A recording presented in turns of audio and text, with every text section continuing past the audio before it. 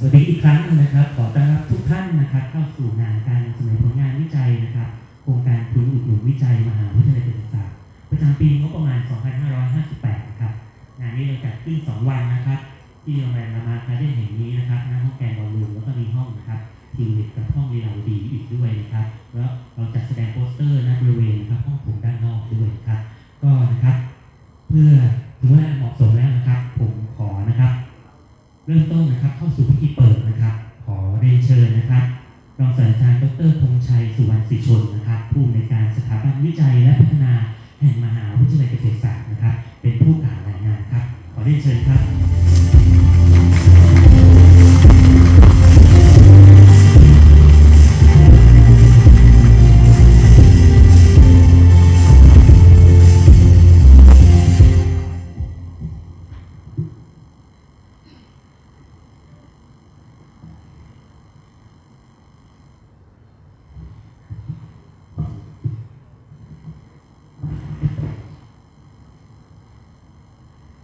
เรียนท่านประธาน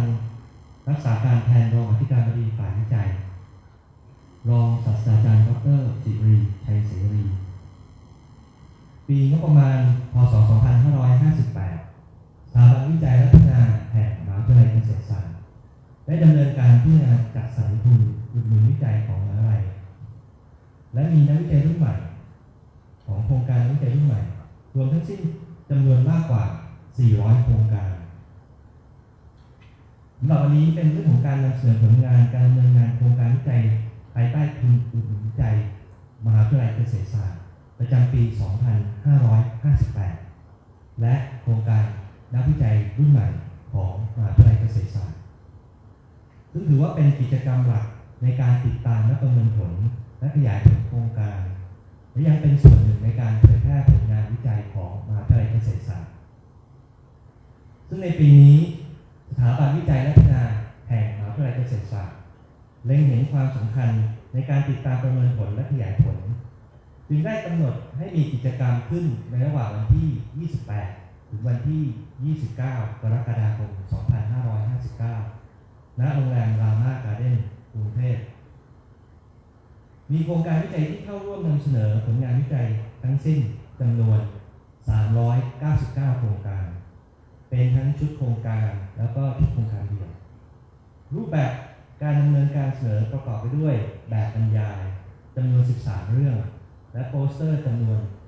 355 เรื่องและมีบทคัดย่อจำนวน 355 เรื่องในส่วนของการนำเสนอผลงานวิจัยของนักวิจัยรุ่นใหม่นั้นมีจำนวนโครงการทั้งสิ้น 44 โครงการทั้งนี้มีผู้สนใจร่วมลงทะเบียนเข้าร่วมงานซึ่งเป็นอาจารย์นักวิจัยและบุคลากรและนิสิตของมหาวิทยาลัยเกษตรศาสตร์จำนวนกว่า 400 คนสำหรับในวันนี้จะได้มีการรับฟังปาฐกถาพิเศษเรื่องการเตรียมการของมก.กับระบบวิจัยที่ปรับเปลี่ยนโดยประธานกรรมการสาขาเกษตรและชีววิทยาคณะกรรมการบริหารสภาวิจัยแห่งชาติรองศาสตราจารย์ดร.ก้านรงค์ศรีรอดนอกจากนี้ยังมีการบรรยายพิเศษจำนวน 2 หัวข้อได้แก่ Integrated Observations of WEF Nexus under Changing Climate Requirements and Capability โดย Director of the Center of Global Change and Earth Observations Michigan State University ประเทศสหรัฐอเมริกาโดย Professor Dr. Jiaguo Qi นอกจากนี้ในวันพรุ่งนี้ก็จะมีบรรยายพิเศษในหัวข้อ The Wisconsin Way A Path for Research Excellence โดย Director of Forest Agriculture and Life Science International Program University of Wisconsin Madison ประเทศสหรัฐอเมริกาโดย Professor Dr. Sundaram คุณาเสกรันนะครับนอกจากนี้ยังมีการนำเสนอการบรรยายวิจัยแบบบรรยายแล้วก็ยังมีส่วนของการนำเสนอแบบภาพโปสเตอร์โดยท่านผู้สมมุติจะร่วมกันในการตัดสินโปสเตอร์และมอบรางวัลการประกวดโปสเตอร์ให้แก่หัวหน้าโครงการในวันพรุ่งนี้คือวันที่ 29 กรกฎาคม 2559 นะครับ นอกจากนี้ยังมีกิจกรรมอื่นๆนะครับที่น่าสนใจภายในงานระหว่างที่ 28 และ 29 มีบูธปรึกษาวิจัยเรื่องการเขียนข้อเสนอโครงการอย่างไรให้ได้ทุนโดยที่ปรึกษาสำนักงานคณะกรรมการวิจัยแห่งชาติและกรรมการสาขาเกษตรและชีววิทยาคุณสุนันทาสมพงษ์และทีมงานที่จะมาให้คำปรึกษากับอาจารย์และนักวิจัยในการเขียนข้อเสนอโครงการนอกจากนี้ในวันพรุ่งนี้ในช่วงบ่ายยังมีกิจกรรมบรรยายพิเศษแล้วก็กิจกรรม wine tasting นะครับจากประเทศฝรั่งเศสนะครับโดยดร.ชองเร่ซามโคนะครับในนามของผู้อำนวยการสถาบันวิจัยและพัฒนาแห่งมหาวิทยาลัยเกษตรศาสตร์ผมขอขอบคุณทุกท่านนะครับที่ได้มาร่วมงานวันนี้โดยพร้อมเพรียงกันและขอขอบคุณอาจารย์นักวิจัยที่ได้ร่วมกันสร้างสรรค์ผลงานที่ทรงคุณค่าและเป็นประโยชน์ต่อมหาวิทยาลัยต่อสังคมต่อประเทศชาติและขอขอบคุณอาจารย์ผู้ทรงคุณวุฒิทุกท่านนะครับที่กรุณาเสียสละเวลาให้ข้อคิดเห็นและข้อเสนอแนะต่างๆแก่หัวหน้าโครงการวิจัยและผู้อำนวยการโครงการชุดวิจัยต่างๆในลำดับต่อไปผมให้ขอเรียนเชิญท่านประธานรักษาการแทนรองอธิการบดีฝ่ายวิจัยรองศาสตราจารย์ดร.สิริชัยศิริให้เกียรติกล่าวเปิดงานการนำเสนอผลงานวิจัยโครงการวิจัยทุนอุดหนุนวิจัยมหาวิทยาลัยเกษตรศาสตร์ประจำปีงบประมาณพ.ศ. 2558และโครงการสนับสนุนทุนวิจัยเพื่อพัฒนานักวิจัยรุ่นใหม่ในวันนี้ขอเรียนเชิญครับ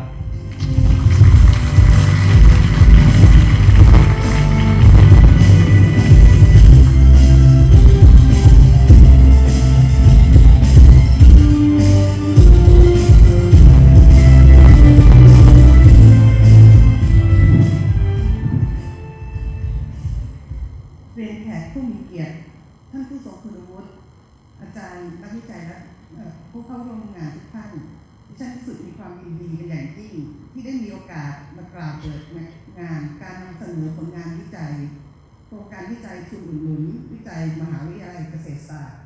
ประจำปีงบประมาณพ.ศ. 2558และโครงการสนับสนุนทุนวิจัยเพื่อพัฒนานักวิจัยรุ่นใหม่ในวันนี้ตามที่สถาบันวิจัยและพัฒนาแห่งมหาวิทยาลัยเกษตรศาสตร์ได้เล็งเห็นความสำคัญในการติดตามประเมินผลงานและขยายผลงานวิจัยจึงได้กำหนดให้มีกิจกรรมในวันนี้ขึ้นที่โรงแรมรามาการ์เด้นมีจำนวนโครงการวิจัยที่เข้าร่วมทั้งสิ้น399โครงการซึ่งนับว่าเยอะมากนะครับสำหรับมหาวิทยาลัยเกษตรศาสตร์ถ้าเกิดพูดไปแล้วเนี่ยจริงๆแล้วถ้าดูจากจำนวนเนี่ยเหมือนกับมหาวิทยาลัยเกษตรศาสตร์เนี่ยเรากำลังอยู่ในขาขึ้นนะเราจะสังเกตว่าในเรื่องของ ranking หรืออะไรต่างๆของมหาวิทยาลัยในระยะหลังเนี่ยเราเริ่มจะดีขึ้นนะความหวังของมหาวิทยาลัยก็อยู่กับทุกท่านที่นั่งอยู่ในที่นี้ณวันนี้นะตัวเองนี่เพิ่งได้เป็นรองวิจัยได้ประมาณ1 ปีนะเราก็จะเห็นความเปลี่ยนแปลงต่างๆมากมายก็คือส่วนหนึ่งที่ได้เห็นก็คือนักวิจัยของเราเนี่ยมีความร่วมมือมากขึ้นโดยเฉพาะในการที่ข้ามเครือข้ามสาขาวิชาเราจะเห็นความร่วมมือของนักวิจัยสาขาต่างๆเนี่ยเข้ามาร่วมมือกันทำการวิจัยมากขึ้นรวมทั้งในมหาวิทยาลัยในระบบของมหาวิทยาลัยเองเราก็เป็นส่วนหนึ่งของที่เขาเรียกว่า Research University Network ซึ่งก็เป็นความร่วมมือของมหาวิทยาลัยวิจัย7 แห่งถ้าเกิดทุกท่านทราบก็จะมีมหาวิทยาลัยใหญ่ๆทั้งนั้นก็จะมีจุฬามหิดลเกษตรเชียงใหม่สงขลาขอนแก่นศิลปะเป็นศิลปะธรรมศาสตร์เราจะร่วมมือกันเนี่ยเพื่อที่จะแก้ไขปัญหาของประเทศโดยที่แทนที่จะแย่งทุนวิจัยกันทุกท่านคงทราบว่าจริงๆแล้วทุนวิจัยในประเทศไทยเนี่ยมีทุนวิจัยที่เหลือนะคะเหลือทุกปีเนี่ยทุนวิจัยเนี่ยใช้ไม่หมดสาเหตุที่ยังใช้ไม่หมดเพราะไม่มีโครงการดีๆส่งเข้าไปเลยเพราะ ราะฉะนั้นวันนี้เนี่ยเป็นโอกาสดีที่พวกเราทุกคนมานั่งรวมกันมหาวิทยาลัยเนี่ยถือว่าทุกท่านที่อยู่ในวันนี้เป็น resource person ของทางมหาวิทยาลัยนะขอให้ทุกท่านเนี่ยลองเดินดูงานของเพื่อนๆนะถ้ามีโอกาสเดินดูงานของเพื่อนๆซึ่งอยู่ต่างสาขานะโอกาสนี้เป็นโอกาสที่เราจะสร้างเน็ตเวิร์กภายในมหาวิทยาลัยนะของทางสวพ.เองก็มีโครงการต่างๆมากมายนะหรือมีการประชุมต่างๆมากมายเพื่อที่จะสร้างกลุ่มวิจัยขึ้นนะจะสังเกตว่าท่านผอ.จะมีการเชิญประชุมนะเพื่อที่จะกำหนดโจทย์วิจัยร่วมกันนะมากขึ้นกว่าเดิมจากที่เคยเป็นมานะเพราะฉะนั้นมหาวิทยาลัยเกษตรศาสตร์เนี่ยในอนาคตนะเราจะมีนักวิจัยที่ดีแล้วเราก็พร้อมที่จะ formulate โครงการที่ดีนะเพื่อที่จะแก้ไขปัญหาของประเทศนะเราพร้อมที่จะสร้างเน็ตเวิร์กภายในมหาวิทยาลัยแล้วก็พร้อมที่จะสร้างเน็ตเวิร์กภายนอกมหาวิทยาลัยรวมทั้งผู้เชี่ยวชาญต่างๆที่ทางสวพ.ได้เชิญมาในวันนี้นะก็จะเป็น resource person ส่วนหนึ่งสำหรับในการสร้างเน็ตเวิร์กของเรานะก็หวังว่างานในวันนี้นะจะก่อให้เกิดความสามัคคีความร่วมมือในการวิจัยแล้วก็ทุกท่านคงจะได้รับประโยชน์จากการที่มาเข้าร่วมงานในวันนี้นะก็ขออวยพรให้การจัดงานในคราวนี้ประสบความสำเร็จตามที่มุ่งหมายไว้ทุกประการแบบนี้ก็ได้เวลาสมควรแล้วนะคะที่ฉันขอเปิดการนำเสนองานผลงานวิจัยโครงการวิจัยทุนอุดหนุนวิจัยมหาวิทยาลัยเกษตรศาสตร์ประจำปีงบประมาณพ.ศ. 2558และโครงการสนับสนุนทุนวิจัยเพื่อพัฒนานักวิจัยรุ่นใหม่ขอบคุณค่ะ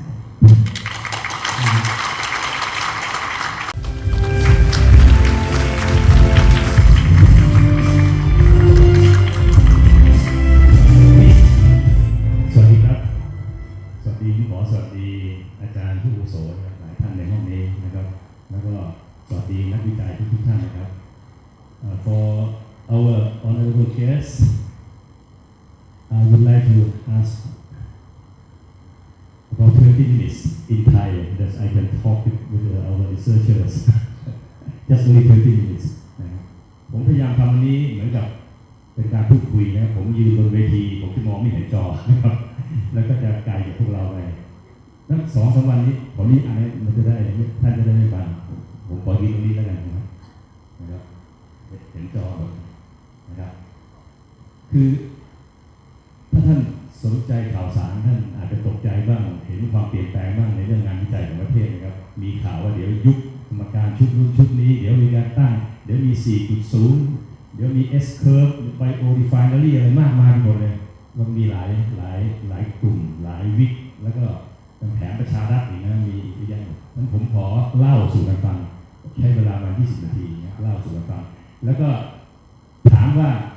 มก.จะเตรียมอะไรเนี่ยใช้แค่2 สไลด์ก็พอเพราะมก.รู้สึกว่าอย่างที่ท่านรองพูดแล้วเป็นขาขึ้นจริงๆนะครับผมคุยกับนักวิจัยก็บอกโอ้โหทำไม่ไหวนะนักวิจัยใจเราให้เราหนูทำเลยเอาละครับจุดแรกอยากจะให้เห็นนะครับว่าเมื่อก่อนนี้ท่านนักวิจัยทุกท่านถึงเวลา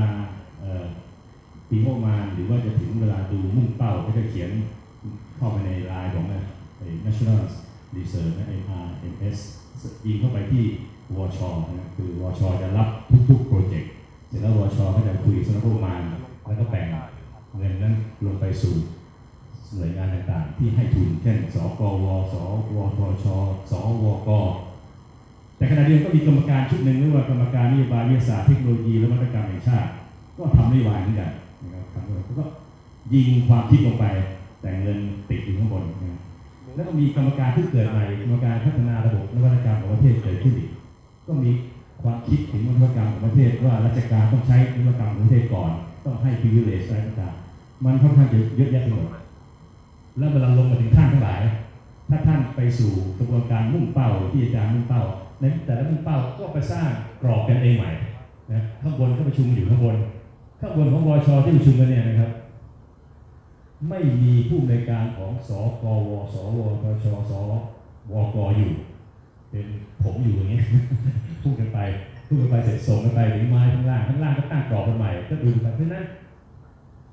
คิดว่ามันสับสนวุ่นวายพอสมควรเพื่อท่านทั้งหลายด้วยเราก็เลยรวมกันใหม่ซึ่งสดๆเลยนะฮะ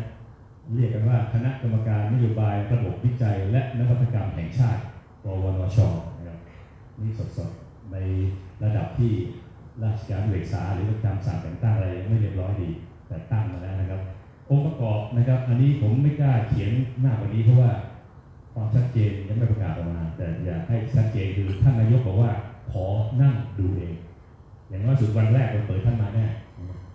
แล้วก็รองนายก2ท่านเนี่ยก็มีท่านหนึ่งซึ่งดูแลวชอยู่แล้วและมีทีมงานที่เขียนนโยบายไว้หมดแล้วนะครับ2ท่านเนี่ยอย่างน้อยผมว่ามาทุกครั้งพยายามที่จะประชุม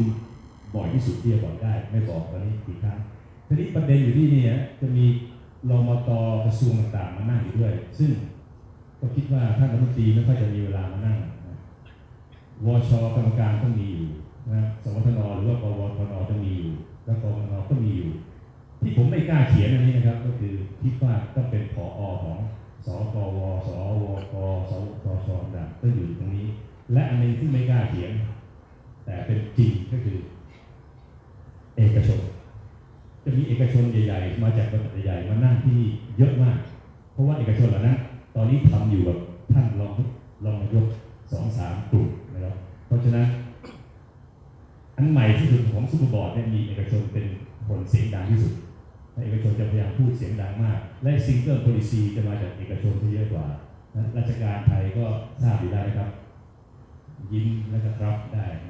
เอกชนนี่เขาทุกวันเลยเขาบอกว่าไม่เคลื่อนที่เลยไม่ไหวเลยเราล้าหลังตลอดเวลาเวลาฟังเขาพูดโอ้แต่เวลาดูพวกเราทำไม่หวั่นไม่ไหวแต่ออกจากนอกห้องนี้ไปเขาบอกว่าโอ้ล้าหลังมากมันรู้จักไงกันนะแต่ซิงเกิลโพลิซีจะโดมิเนตโดยเอกชนนะครับฟังให้ดีนะทีนี้เป้าหมายหลักอันนี้ท่องได้เลยถ้าทำงานอยู่ในวงการวิจัยนะท่องเป้าหมายหลักเราได้เลยก็หนึ่งจะต้องเอาประเทศออกจาก middle income trap ให้ได้โดยการนวัตกรรมและองค์ความรู้อันนี้เป็น abstract มากนะคิดว่าถ้าเรามีงานวิจัยเยอะแล้วคนไทยต้องรวยแน่ๆมีการลงทุนทางงานวิจัยอย่างเพียงพอเป็นตัวดีเดี๋ยวจะให้ดูนะว่าเขาหมายถึงเอกชนต้องลงด้วยรัฐบาลลงด้วยแล้วไปได้จริงๆอันนี้ไปได้เห็นพอดีมีระบบวิจัยที่มีประสิทธิภาพอันนี้เดี๋ยวเล่าให้ฟังนิดหนึ่งจะไม่มีสไลด์ให้ดูเพราะว่ายังประกาศจริงๆยังไม่ชัดเจนมีโครงสร้างพื้นฐาน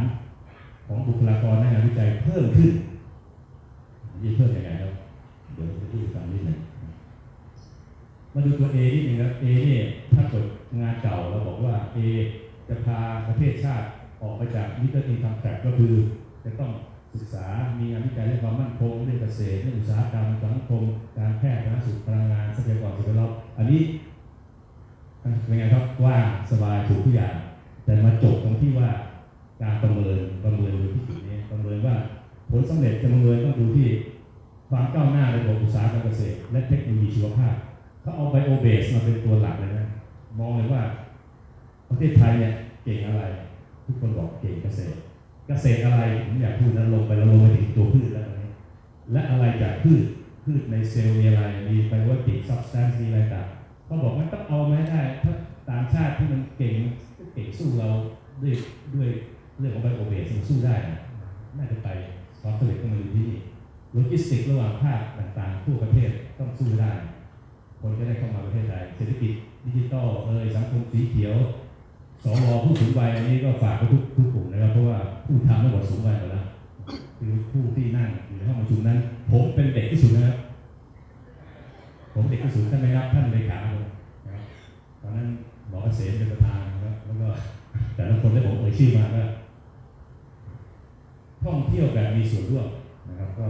ทราบดีว่าอันนี้กับการเป็นที่ก็นำเงินเข้ามาแล้วเยอะแยะนี่คือ A นะครับเห็นไหม A ภาพแรกอะไรก็ได้เยอะแยะหมดเลยแต่ภาพเราถ้าจับประเมินยังไงประเมินว่าไปได้ไหมเรามีนะครับเดี๋ยวถ้าผมกลับนิดนึงอันนี้สำคัญมากที่จะฟังนี่เพราะว่าผมอยู่ในสายนี้มีหลายคนพูดว่าเราไม่มีความรู้เราไม่นั่งฟังเรื่องไบโอเบสเราไม่เล่นฟังเรื่องไบโอเบสเนี่ยเราไปคนละเวอร์ชันเลยฟังก็ไม่ค่อยรู้เรื่องเลยแล้วเราก็เลยเอกชนบอกงั้นผมต้องลงทุนนะครับถ้าใครเคยยินปตท.ลงทุนมหาศาลเลยที่ ระยองคุณไพลินที่เป็นกรรมการอยู่วชคุณไพลินบอกเลยว่าทำไปแล้วก็ถือว่าผิดนะเพราะไปก็เป็นวิศวะหมดเลยคนเก่งก็ไปอยู่ที่มีดลไปอยู่ที่แพทย์หมดเลยผมต้องการนักวิทยาศาสตร์ Advanced Bioscience คนที่รู้เรื่องเซลล์เรื่องตัวเรื่องต่างๆเรื่องเกษตรเนี่ยมันต้องลงไปอย่างนั้นก็ตอนนี้รู้สึกว่าแบงค์หนึ่งนะลงทุนให้มหาศาล400 ล้านเพื่อจะทำแลบแล้วก็สร้างภาควิชาใหม่ไบโอไซน์ซึ่งที่มหาวิทยาลัยครับและมีเอกชนอีกหลายกลุ่มนะครับที่กำลังจะรวมตัวกันตั้งเป็น Institute of Advanced Bioscience พยายามทำพวกนี้ขึ้นมาเพื่อจะเซิร์ฟของเขาเองนะครับเลยเล่าให้ฟังหน่อยว่าจริงๆเขาเรื่องนี้นะอุตสาหกรรมเกษตรกับเทคโนโลยีชีวภาพเนี่ยไม่ใช่เพราะผมอยู่อุตสาหกรรมเกษตรนะเพราะสิ่งที่จับต้องได้เลยเราเห็นอยู่เรามีความชำนาญอยู่แล้วเอาเป็นพื้นของทุกอันได้หมดเลยครับอันนี้ก็เล่าให้ฟังนะว่าอันนี้ผมก็ลอกมาจากของสวทชเขาทำนะตอนนี้เราอยู่ตรงนี้ 0.39-4% แล้วจะเป็น 1% แล้วเป็น 2% นี่ผมอยากจะเรียนให้ในห้องนี้ทราบแล้วออกจากห้องเราคุยเขาจะได้รู้เขาถามกี่เปอร์เซ็นต์นะถ้าฝรั่งถามว่าเราลงทุนเงินวิจัยกี่เปอร์เซ็นต์ของ GDP ก็พูดเป็น 1% ได้เลยจะได้ไม่ตกระดับนะแต่ว่า condition คืออะไร 1% ของรัฐบาลพูดหมายถึงว่า GDP ของประเทศเราคือ13 ล้านบาทแล้วก็เงินทุนของเรานั้นรัฐบาลจะลงเพียง 30% ของ13 ล้านบาท13% GDP เป็น13 ล้านบาท 1% แล้วก็ในเท่าไหร่13 ล้านตัวเลขดีนะและในตัวน่าจะ130 ล้านแล้วในตัวนั้นเราจะลงเพียง 30% จาก 70% นั้นจะให้เอกชนเป็นคนลงเอกชนต้องจะให้ลงทำยังไงก็หลอกล่อทั้งที่หนึ่งนะครับผู้ใดก็ตามเนี่ยมาทำ DOI ในประเทศไทยจะต้องใช้อัตรากำไรหรืออัตราลงทุนใน R&D เป็นเงินกี่เปอร์เซ็นต์ของเงินที่ได้อินคัมต่างๆที่อยู่ในข้อกำหนดแล้วก็หลอกล่อเลยเรื่องภาษีหรือถ้าท่านมาจ้างมหาวิทยาลัยเกษตรศาสตร์ทำงานวิจัยเอาเงินค่าจ้างไปลดเรื่องการลงทุนได้1 ครั้งหัก1 ครั้งหักเป็นกำไรแล้วหักได้ครั้งนึงแต่ตอนนี้จะหัก3 ครั้งแล้วนะครับก็คือการทำ200-300% tax เพราะฉะนั้นเอกชนบอกงั้นก็เอาเลยดีกว่าอยู่ก็ดีกว่าจะเสียภาษีราชการเอาเงินเราเนี่ยมาทำงานวิจัยงั้นเงินก้อนนี้หลังจาก2 ปีที่แล้วคำนวณมาเขาคิดว่าตอนนั้นมันแค่ 200%ถ้าเป็น 300% เมื่อไหร่เงินจะเข้าถึง 70%เพราะนั้นไปมามันจะไปถึงนี่นะ 1% ใกล้ๆนะโดยการที่ใช้วิธีให้เอกชนนั้นลงเงินมาในเรื่องของงานวิจัยแล้วก็ผู้ที่รับงานวิจัยก็ให้ไปเสร็จไปแต่เอกชนบอกว่าไม่ทันใจที่จะตั้ง R&D ของเอกชนกันเลยนะครับตั้งขึ้นมาเพราะเงินที่ลงมาต่างๆเราก็นับได้เพราะการที่เราเอาเงินลงในงานวิจัยนั้นมีพอสมควรนะครับเดี๋ยวผมจะพูดต่อที่เรื่องของการเตรียมตัวอีกครั้งหนึ่งเพราะฉะนั้นข้อ B ส่วนข้อ C ผมกลับไปก่อน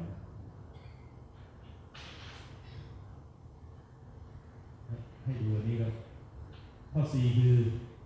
ระบบวิจัยมีประสิทธิภาพผมไม่ขยายความในสไลด์แต่ผมพูดให้ฟังว่าเราจะสร้างระบบวิจัยเป็นภาษาอังกฤษเรียกว่าเทียร์ที่1ก็คือผู้ให้นโยบายเมื่อกี้เนี่ย3-4 แห่งรวมเป็นแห่งเดียวเป็นผู้ให้นโยบายเลย Single Policy เทียร์ที่2คือผู้ให้ทุน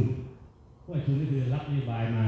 ส่งสำนักงบประมาณให้เงินตาม proposal ที่ได้เลยก็ส่งไปอันนี้ผู้ให้ทุนก็จะเป็นผู้เก่าอยู่เช่นสวกสกวส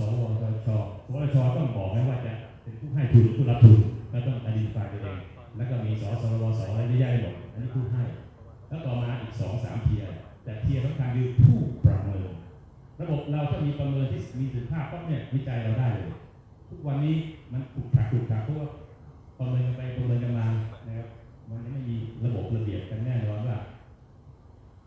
เบนช์มาร์กการประเมินสแตนดาร์ดเช็คลิสต์ของการประเมินวิจัยคืออะไรไม่ค่อยมีไม่ชัดเจนเพราะฉะนั้นเราก็เลยงานวิจัยเราก็เลยไปได้ขนาดต่างๆนะครับแต่ต่อไปจะมีระบบเรียบร้อยหมดทั้งทุกเทียร์และสุดท้ายสุดก็เป็นการนำงานวิจัยไปสู่การใช้เพื่อจะย้อนกลับมาหาโจทย์อันแรกก็มีครบส่วนเรื่องของการสร้างพื้นฐานบุคลากรงานวิจัยเพิ่มขึ้นนั้นเดี๋ยวผมจะพูดตอนที่มก.ควรทำอะไรมก.จะสร้างบุคลากรได้อย่างไรก็กลับไปเรื่องเด็กวันนี้นะครับ A ได้แล้ว B ได้แล้ว C D พูดให้ฟังแล้วนะครับ อันนี้จริงๆหัวข้อบอกว่ามก.ควรจะเตรียมตัวอย่างไรก็พอดีเอาให้ดูว่าแทบจะไม่ต้องเตรียมตัวแล้วครับเนี่ยถ้าดูในเว็บแรงกิ้งเนี่ยเราท็อปนะเป็นลำดับหนึ่งนะความหมายของเจ้าfor international college and universities ความหมายคือถ้าเปิดเว็บดูเมื่อไหร่ต้องการหาข้อมูลอะไรต้องชัดเจนเว็บนี้จะต้องมีชีวิตชีวาก็คือว่ามีการเคลื่อนไหวตลอดเวลาว่ามีการเข้าการออกมีของอะไรมีคนนั่งเดินตลอดเวลาส่วนพวกล่างๆคือไม่ค่อยเคลื่อนไหวนะเปิดปีแล้วอย่างนี้ปีนี้อย่างนี้เป็นรองเนี่ยก็คือของเราเนี่ยมีความสามารถในการติดต่อกับโลกภายนอกอย่างมีชีวิตชีวาแล้วก็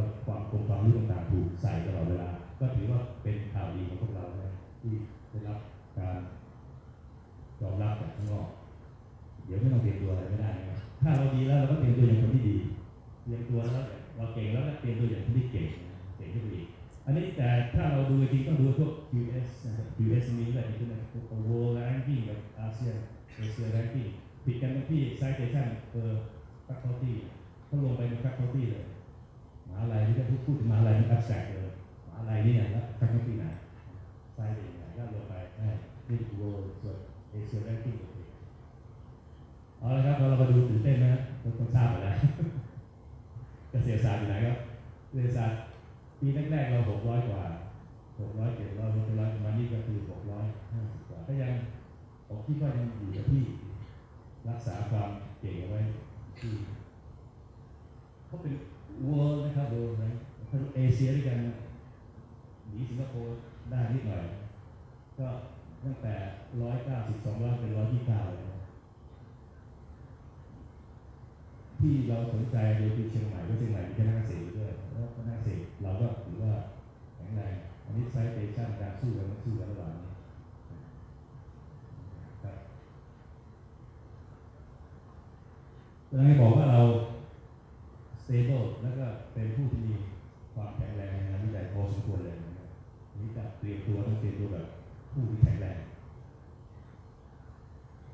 โอเคครับมันจะใช้เพียง2 สไลด์ในการพูดแต่จะอธิบายให้ฟังในการเตรียมตัวนั้นน่ะอาจจะมีการวิจัยระบบใหม่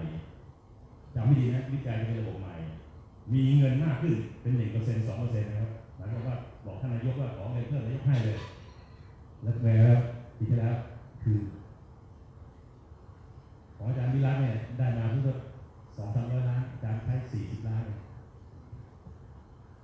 เกษตรศาสตร์เราเป็นผู้ที่เป็นเรียกอะไรเป็นผู้ประสานงานในสายอุตสาหกรรมเกษตรก็มีอ้อยน้ำตาลมียางพาราเมื่อก่อนมีท่องเที่ยวเลยนะแล้วก็มีโลจิสติกส์ด้วยนะเราจะเห็นว่าการใช้เงิน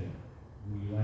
รอเพียงแต่โปรเฟสเซอร์ที่ดีเท่านั้นนะเตรียมตัวระดับมหาวิทยาลัยเตรียมตัวระดับคณะวิชาและตัวอาจารย์เองที่ต้องเตรียมตัวนะครับแต่นี้ขอให้ผมเริ่มต้นว่าทุกอย่างอยู่ในระดับดีแล้วนะคนที่ดีแล้วมหาวิทยาลัยที่ดีแล้วข้อยากคือข้อ 1ต้องรักษาความดีไว้ข้อ 2ต้องดีขึ้นกว่าเดิมเนี่ยยากแต่รักษาความดีไว้แล้วก็ดีขึ้นกว่าเดิมในระดับมหาวิทยาลัยอันแรกที่สุดinternational registration คือมันต้องเป็น world class university นะครับความหมายคือถ้าพูดว่า FP7 ของยุโรปเขาบอกว่าเอาให้มหาลัยรวมกับ 4-5 มหาลัยมาขอทุนเราต้องขอเขาได้เราต้องมีกองทุนเราต้องไปจดเรียนที่จะเป็นตัวสามารถที่รับเงินต่างประเทศได้มีการ audition มีนัมเบอร์มีอะไรต่างนะครับไทยมีอะไร MIT membership Cornell อะไรต่างมีการ connect กันหมดแล้วเรารู้จักพวกนี้เป็นระดับ international registration ซึ่งอาจจะมีอยู่แล้วไม่ทราบนะผมก็คุยแล้วว่าผมตอนจะทำ FP7 กับทางยุโรปเสร็จแล้วผมก็ต้องไปขอใช้ของบริษัทเขาพวกบริษัทเขาผมโสดชเขาเนี่ยฝ่ายการเงินการคลังก็ถูกออดิตมาแล้วมีนัมเบอร์ไปทำรับเงินจากต่างประเทศมามีการตรวจสอบได้อันนี้ถ้าเกิดเรามีเราก็รับเงินต่างประเทศได้ง่ายขึ้นสิทธิทางภาษีนะครับอันนี้ต่างชาติก็ดีจะโอนเงินมาให้เราหรือในประเทศก็ดีจะมาคุยกับเรา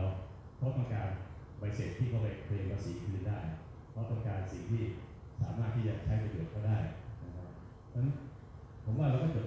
เราเกษตรศาสตร์เราจดทะเบียนอาจารย์สามารถไปประมูลงาน ข้างนอกได้เกษตรศาสตร์เราจดทะเบียนบางจุดบางหน่วยจดทะเบียนที่จะรับงานได้เราต้องมีความสามารถในการสร้าง Standard Lab Testing Lab เป็น17025ได้มีการทำรายได้เยอะๆขึ้นมาทำแล้วก็ซีทำภาษีอาจารย์ทุกท่านในห้องนี้รู้จักมหาวิทยาลัยหอการค้าไทยเขาอยู่ได้ไงเขามีคนอันดับหนึ่งมีอาจารย์ท็อปอันดับหนึ่งออกมาพูดเรื่องของเศรษฐศาสตร์มีคนเข้าไปนักเรียนอยากเรียนผมก็ถามว่าเอกชนด้วยคุณทำยังไงรับเงินกันไม่ไหวเพราะว่าเขามีข้อนี้คือหอการค้าทุกคนเนี่ยพ่อค้ามีปัญหาตอนภาษีถ้าเอาเงินทั้งก้อนมาให้หาอะไรหอการค้าได้ไปเสร็จไปเป็นลดภาษีได้เป็นมูลนิธิแล้วมูลนิธินี้บอกเลยว่าต้องส่งอาจารย์ไปเรียนต่อที่เรียนเอกถ้าเป็นเศรษฐศาสตร์ต้องชิคาโกบอกและถ้าเป็นนิสิตที่เข้าใหม่ทุกคนต้องรับทุนนะครับเพราะเด็กที่เข้าหอการค้า10 คนแรกจะได้ทุนหมดแล้วอาจารย์ทุกคนที่อยู่จะมีทุนให้ครับคือเขาจะสิทธิ์ทำภาษีช่วยแล้วพ่อค้าคนก็มาผมเองว่าอย่างผมก็ถามอาจารย์ศักดิ์ของบางวัดอาจารย์ทำนะครับเขาบอกว่าทุกเดือนต้องคุยกับสมาคมศิษย์เก่าเลยว่าเอาเงินเข้ามายังไงจะมาลงทุนมาทำอะไรกันแล้วเอาเงินของศิษย์เก่าเนี่ยเอามาใช้ทำข้างนอกสิทธิกรรมสิทธิ์ทั้งหมดมหาวิทยาลัยเป็นแหล่งที่ให้สิทธิกรรมสิทธิ์กับผู้ที่เอกชนได้นั่นเลยก็เข้ามาดูตรงนี้เอาฝ่ายกฎหมายคือทำ IP ในโลกใหม่เป็น IP aggressive IP คือต้องสามารถบอกอาจารย์ทุกคนว่าตอนนี้มีการจดทะเบียนใหม่วันนี้มีการจดทะเบียนเรื่องนี้แล้วใหม่มีอะไรมาซึ่งเรารับเป็นสมาชิกได้เราบอกและอาจารย์จำการที่ทำถ้าเป็นเมื่อก่อนนี่คือคลาสสิก IP อาจารย์จะจดสิทธิบัตรกันก็ไปหาเราอาจารย์ถามว่ากรอกข้อมูลมาแก้เพลงอะไรเขียนมาไปอีก4 ปีมาดูไม่ได้สมัยใหม่นี่เป็นเรื่องของการ aggressive ไปซื้อมาไปดูว่าอะไรหมดแล้วมาอาจารย์เกษตรท่านหนึ่งนะผมชื่อแล้ว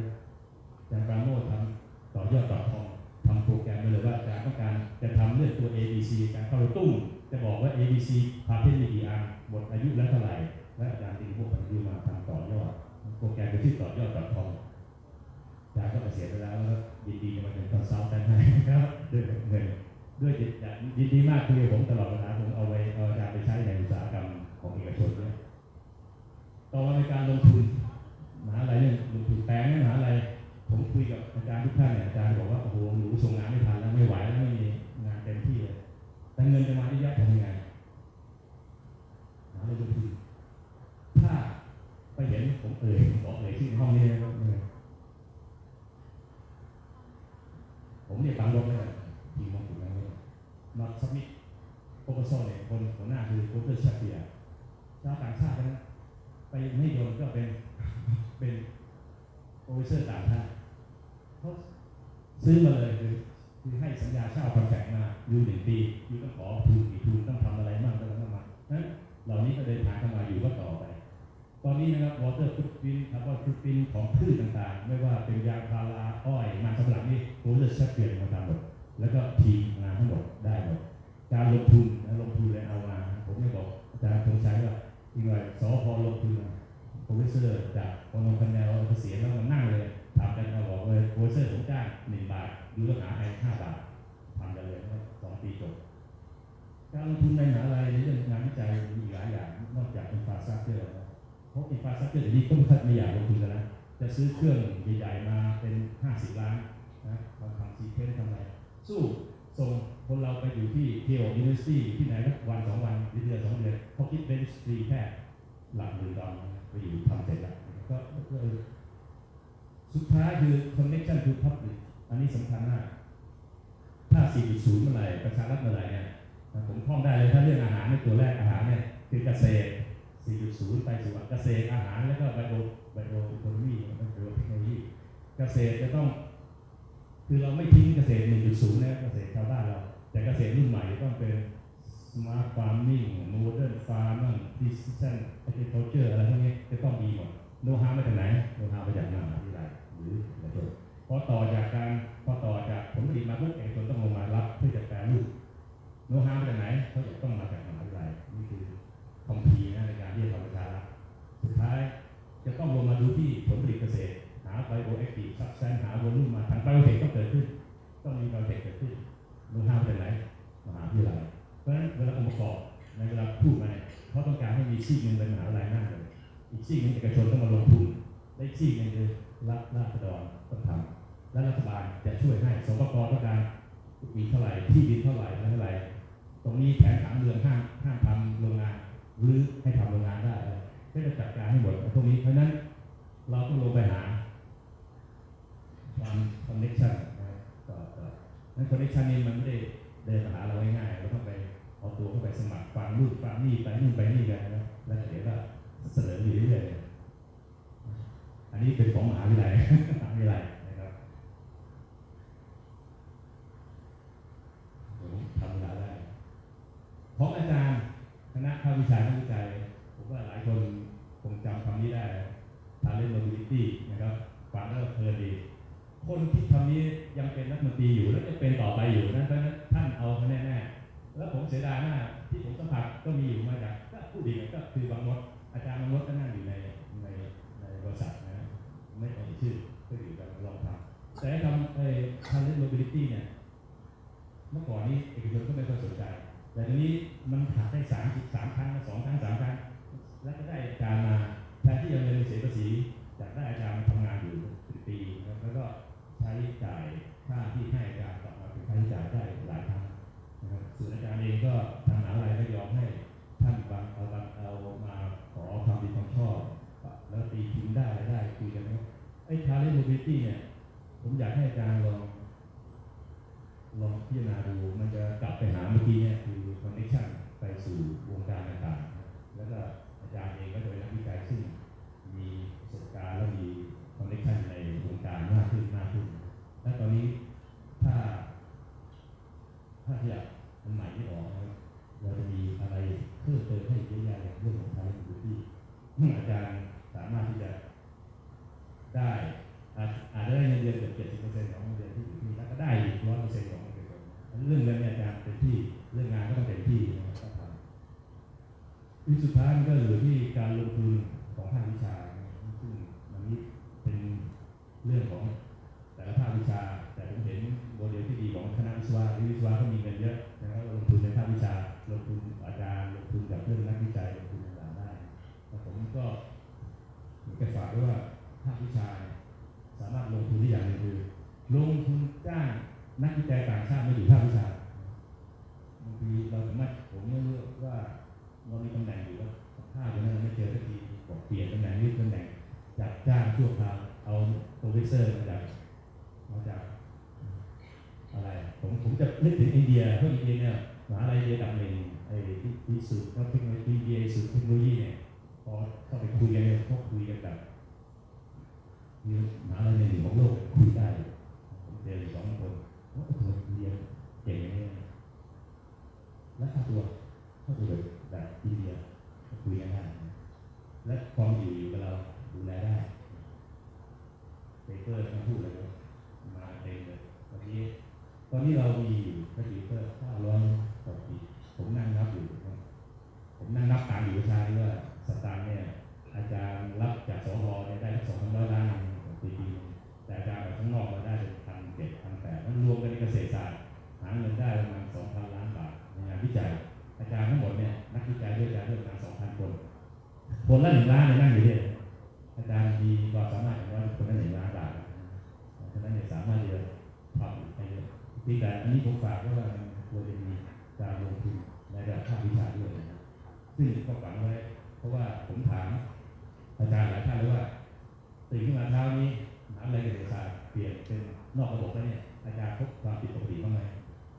จะตอบเลยแล้วกันครับผมก็ขอบคุณที่อาจารย์ทุกท่านนั่งฟังผมจนจบนะครับแล้วคิดว่าคงจะได้อะไรบ้างนะครับขอบคุณมากครับ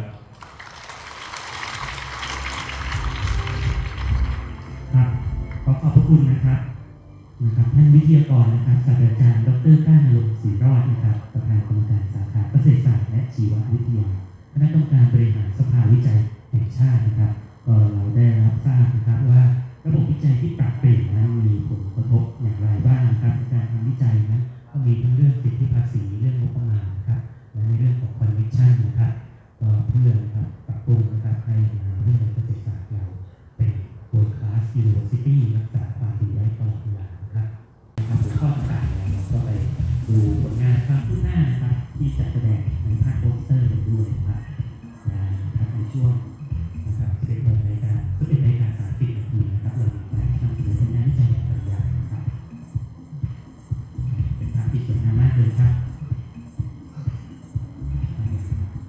คุณนะครับขอเสียงปรบมืออีกครั้งหนึงนะครับขอบคุณทุกท่านนะครับที่มาร่วมงานนะครับที่ให้มีงานในวันนี้นะครับการนำเสนอผลงานวิจัยโครงการวิจัยผู้ดำเนินวิจัยมหาวิทยาลัยเกษตรศาสตร์ครับก็นะครับเราจะเข้าสู่นะครับช่วงต่อไปนะครับเข้าสู่นะครับการช่วงต่อไปนะครับการปริญญาพิเศษนะครับโดยนะครับท่าน Professor Dr. Jiaguo Qi นะครับท่านเป็น Director นะครับ of the Center for Global Change and Earth Observations Michigan State University USA นะครับ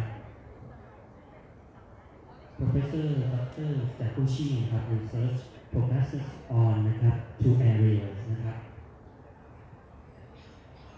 integrating biophysical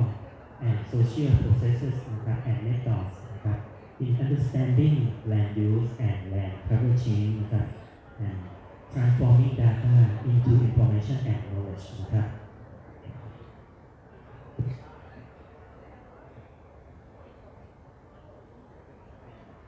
นะครับลำดับต่อไปนะครับผมนะครับ on this occasion I invite นะครับ Professor Jiaguo Qi to deliver a speech. Please join me in welcoming Dr. นะครับ Jiaguo Qi Professor Dr. Jiaguo Qi to the stage. Please welcome ครับขอบคุณปรบมือด้วยครับ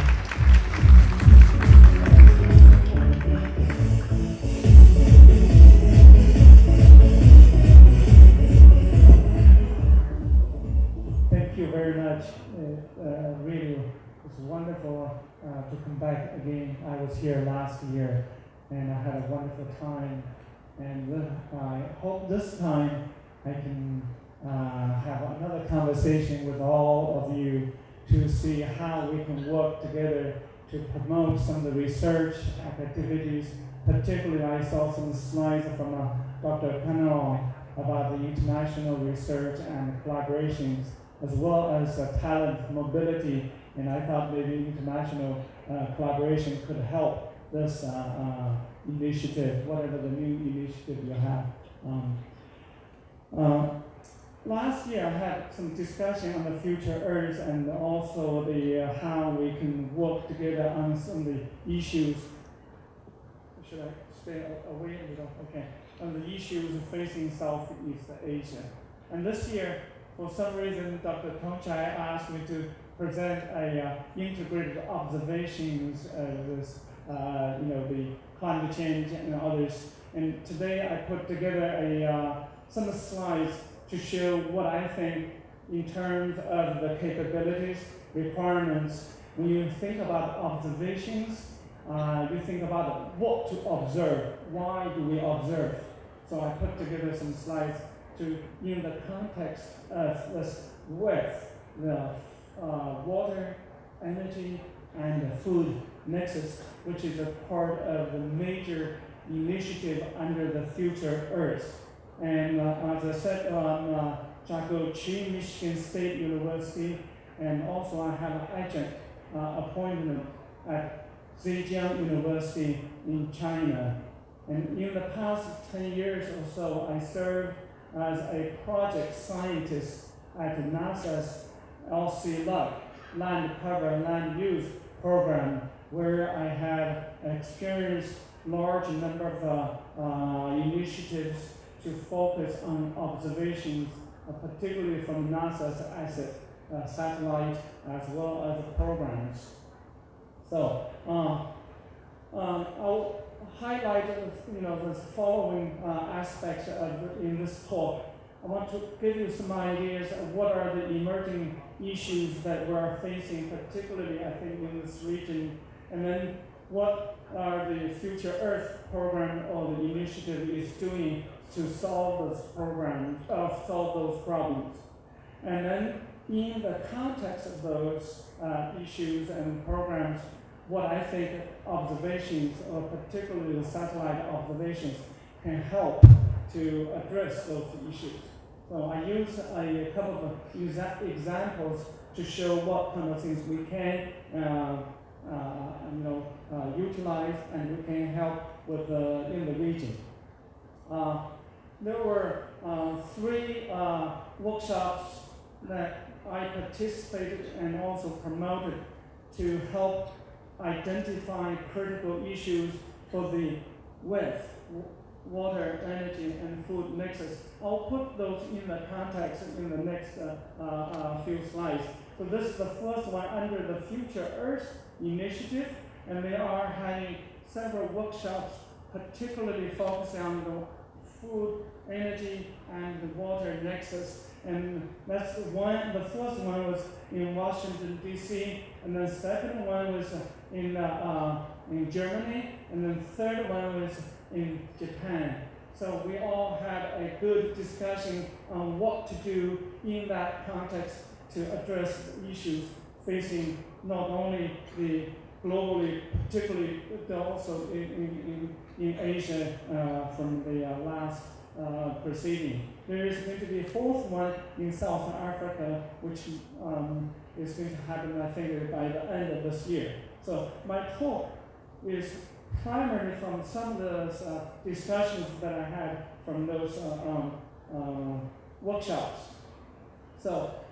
global issues. Number one, population growth. And as you see this, we have tremendous increase in number of people on the planet Earth, and that is going to be exceeding the capacity that the Earth can produce. So the population growth is one of the largest megatrends we are facing today. By 2050, you will see that around 9 billion people there, and that will be a number exceeding the capacity that we produce food for. So we need to be really cautious and need to work on the food production from now on. And then looking at Asia, so I have some figures of what the percentage increase by 2050, the aging, the working age. So if you look at the Asia, even though the percentage is not that as big as Africa, however, the total number is much, much bigger. So we are talking about the issues facing big population growth in Asia. And in Asia, we know we have very, very large population already, and producing the food. Last year, I presented the food consumption pattern. We are also changing not only the total amount of food, but also the type of food we are consuming. More and more people are moving from cereals to meat, and also the consumption pattern, we are moving away from the raw materials to the processed food. So we are moving in that direction as well. So there are some challenges we are facing with this increasing number of population here. As a result, looking at some of the issues with the hike in the price, access to food is becoming a major issue. So we are particularly in this region, where we should not only talk about production increase, but also the access, we call accessibility. You may have food in different countries or different communities, but they may not be accessible to the poor communities. So, that we need to look at this, particular equity issues, not only just in this region, but also globally. I think that's another thing we need to look at. So basically, this tells us the crisis of food demand by the increasing population here. And then when you think about climate change, as most of you have already experienced in Thailand, droughts and floods and changes in the seasonality. Even if you don't have this big change in total precipitation, even if you don't have a change in the temperature, but there is a shift in seasonality that could cause a change in food production. So we need to look at that. So climate change is imposing another threat. So that's a second mega trend we're facing today. And if you look at where the food is produced, and we have very limited land, the arable land globally is very limited. Now you all know we are going to the ocean. We want to get food from the ocean. Ask the people to work on what we can do from the fishery industry to work in the food production from those systems. But on land, we almost exhausted our arable land. We almost are everywhere we can be to produce food then. So we need to produce more food with the same. We don't have expansion of land area the same. We need to produce more with the same. As a result, we are really looking at some of the hotspot in the around the globe, and here is just the water hotspot, the shortage, and also the anomalies that are happening around the globe. You can see how much the Southeast Asia, is facing the hotspot issues here. So, given all those things, we are running into a risk. This is just the risk level of the exposures to the risk imposed by climate change and population growth. And you can see the Southeast Asia is right here, and it's right here. So based on the GDPs and exposure to climate change and population growth and other globalization stresses, we are running into a big risk. The exposure is much higher in Southeast Asia. So,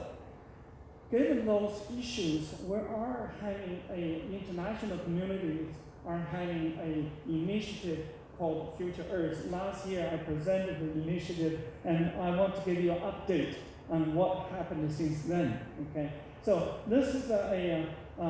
Future Earth, from the WCRP and all the way now we have this 2015 or so. We have launched this Future Earth initiative, and now we are in the implementation phase. We need to implement the Future Earth concept. So how do we implement it? There are currently 23 core projects. If you look at those projects, one of them is Global Land Project. It's Global Land Project to deal with the land use changes, particularly in the phase of food production and also drought and flood risks associated with land production. We're looking at those, and there are other core projects by the Future Earth. So we will have those projects. However, those projects will not make any impact unless we engage community at the lower level. Last year I presented something called Science and Technology for Society. And now we need to move in that direction, working with the society to co-design and co-produce and co-deliver the knowledge we need. So this is what is happening right now with the different projects under the Future Earth initiative. And then, there are many other groups. Here we have global nodes and also regional centers, and more importantly, here is more than 23 projects. But here is Knowledge Action Network. What is Knowledge Action Network? It's we call it CAN. So that's a place where I believe Kasesa University, and I'm going to propose that Kasesa University can take a leadership to look at food and water issues in the Mekong River Basin. We can take a leadership. You have the talent here, and you have the support, and you have the capacity, and also you have some international and national networks. I think you can do one of those. I will propose those, but I will have a little bit more later on this we call it CAN, Knowledge Action Network. Okay. As I said, for the implementation plan, we have this research agenda published in 2014, and then Kyoto has this, what we call the regional hub in RAIN, Research Institute of Humanity and Nature in Japan, in Kyoto. And they have a center there, and then they have established some of the knowledge action network plans in the context of Future Earth. Last year, I only presented some concept. Now they are moving in this. Go back here.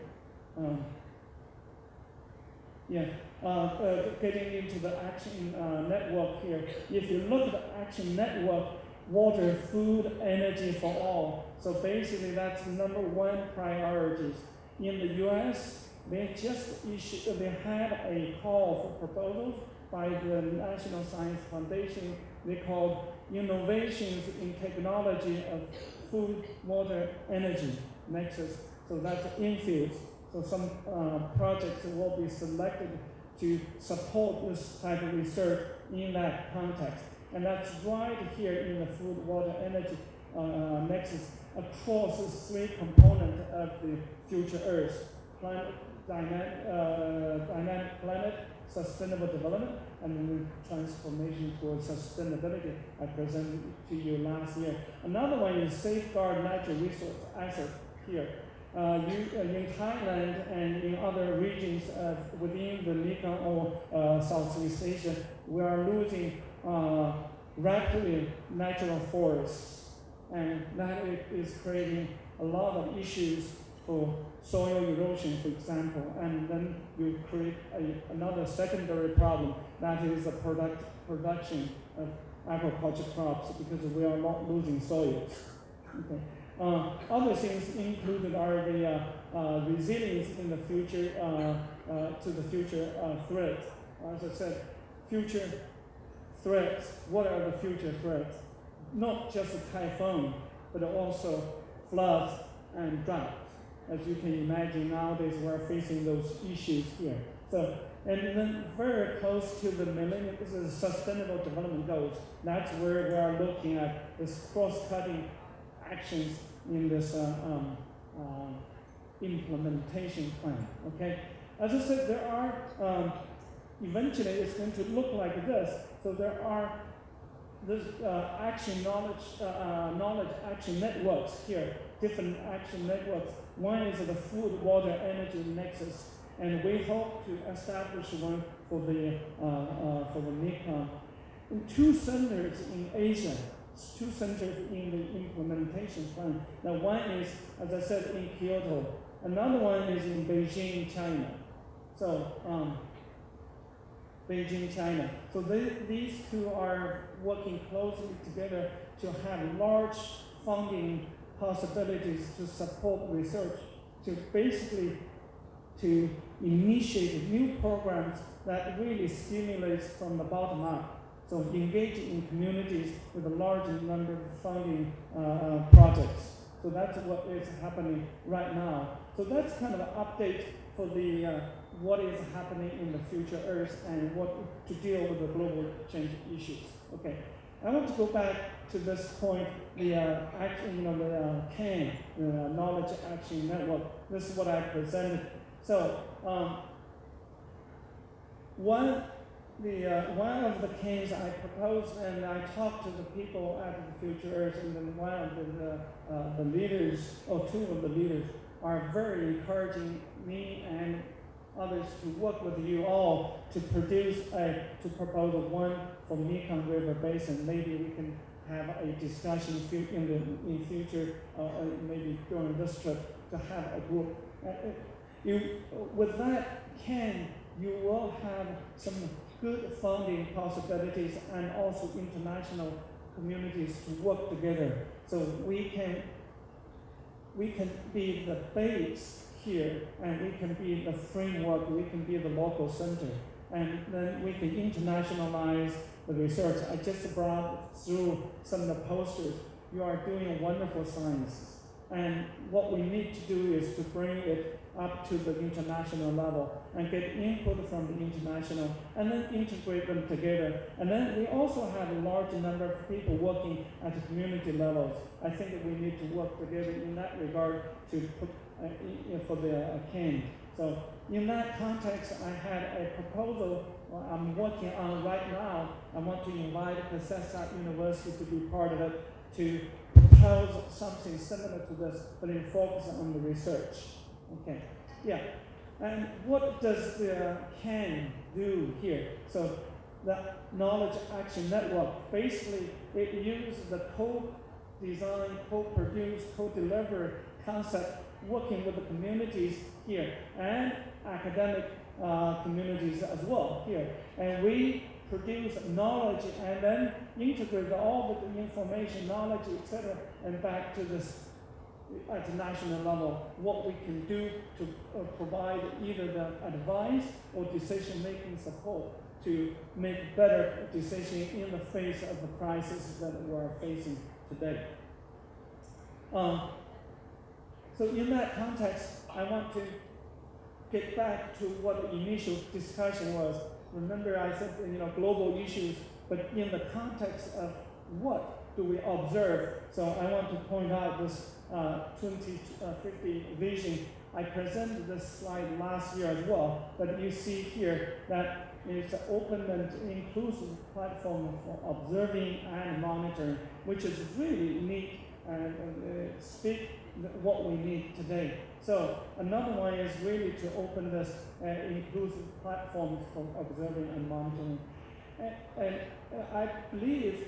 we can do that here. We have so much knowledge. We have so much investment already. So we need to work together to be part of this, okay? And in the context of this food and water and energy nexus, I put this slide here. So in the next 30 years or 15 years, in fact, this is 2030. By 2050, the number is getting bigger, but I have this, by 2030, you have an increase in the demand for energy by 50%, and 50% in food, 30% in water. Where do we get those? Food, water, and energy. So particularly if you think about the challenges we are facing with the climate change. So if we have drought, if we have flood. So think about the flood and drought. We know drought doesn't produce any rainfall, so there's extended dry period. But flood doesn't mean that you have more water you can use. Flood means that water comes in at a much greater rate that the earth can absorb, and then most fresh water will flow away. So we won't be able to use water either. So to reduce the water availability and usability. So that's where we need to think about the food, water, and energy nexus in the context of this climate change. Okay. So how do we adapt to those changes? We need to work on land. So we have what we are doing here. We have to do something on land. So I put land in the middle. So what can we do to produce more with the same land? And of course, we will have to better use water. I think we have better use efficiency of water, better use efficiency of land. How can we produce more? So here I list the water support more with the same, food produce more with the same. And we are just asking the ecosystems to produce more than what the ecosystems can provide. So that's not necessarily not fair, but not sustainable. We can't keep doing this. So I put in this context, and I presented this last year at a smaller workshop here, and we put the food production system, and this is agriculture, livestock, etc. And you have this very large system there, production, and that this is a supply of food, you process the food and distribute the food, and this is consumed by people and sometimes by animals, because we feed animals food that we think we can get some meat. So now I made a presentation last year in AGU, American Geophysical Unit. I said we should not feed animals human food. We produce crops and we give to animals. And almost 9 kilos of grain can grow 1 pound, 1 kilo beef. So that's not the right way to do so. But anyway, so we are doing that. But on the system here, you have this farming machinery input from fertilizers. Where does the fertilizer come from? It's energy. Okay, and then also on this side you have the environment. Where do we produce the waste? So you have in the Mekong River basin, you produce a lot of nitrogen leaching. As a result, you have water eutrophication, and then you have this dead zones for fish to kill fish. So, and on this side you have the economics. And I bring up this economics because, you know, with the different GDPs in different countries, even if you don't produce, you can go and buy. So that means we are really depriving the food accessibility from other countries. So the economic disparity creates inequality, and we need to think about that as well. So given all those things, I put all things, you know, highlighted in such a way that food systems, production and the consumption, and then here is natural system, an economic system, and political system. If we treat, for example, trade, if we don't have a fair trade, and then that's a big issue here. So, getting all those things together, how can we deal with this complex system? And that is the issue that I want to emphasize, and that's going to be the issue that I want to work with the people from Kazakhstan and others in Thailand and other countries here to use science, the latest science and technologies, and work with the communities to see how we can help to solve some of the problems. That's my personal research interest in this region. But how can we do that? And I highlight this. This is a proposal. I think some of you may be on the proposal when I submit this to NSF on the infuse innovation in technology, for food, water, energy nexus. So I place water, food, energy here in the context of rural communities, and here's the governance policy and institutions and regulations. Basically, what I propose is to look at the Mekong as a region rather than looking at one particular spot. Because when we talk about this sustainability, we need to put it in the context of the regional approach. We can't just assess, say, for example, one particular thing we are looking at is dam construction. So for dam construction, you can have benefit at the location you construct the dams, but you are also producing negative, maybe sometimes positive, but mostly negative impacts on the downstream, reduced sediments and soil for nutrients discharged to rivers. And one particular example I'm going to show you later, how the construction of dams will change the lake phenology, lake dynamics, changes year from season to season. A lot of people rely on those characteristics for their livelihoods. So we put together this concept and then did some analysis of the cooling, extraction of fuels, etc. for this energy component, and then biofuel and pumping for energy use for food production, and water for food production, etc. How they all interact. We have some projects, and I hope we can get some funding. And part of this, particularly the water and food, we are putting together another proposal with Dr. Thong and others, and in this region to get some funding to look at one, maybe two particular small watersheds in Thailand. Okay. So anyway, so those are the research approach I'm focusing on. But no matter what you focus on, we come back to the topic that I presented, observations and monitoring. If we don't know what we're observing and we don't know what we are monitoring, and that doesn't mean much to any of us. So there is a need for multi-scale, multi-temporal, and multi-sensor observations. And I put down here some animation. Basically, this is multi-scale from global to local. And here is at the global scale, what is happening? Today's weather, It's not controlled just by Thailand, what we do here. It's controlled by Southeast Asia and larger contact by the ocean and by the globe. So we need to work together with the global observation there. So we also look at this not only just at the global scale, but also at very fine resolution, so that we can work with the communities to nail down the specific problems. We can't just talk about general climate change, but what changes, what kind of variabilities we're talking about. Is it really flood here? Is it really drought or both? And what kind of cropping systems is going to have an impact? So we look at the detailed, so basically multi-temporal, multi-scale from global to regional. That's where we want to focus. That's where the observations we need. So I will have some highlights. What are the capabilities we have? Based on some slides we had, I worked with NASA, a lot of people on NASA. So as you all know, and there are many satellites. Landsat is probably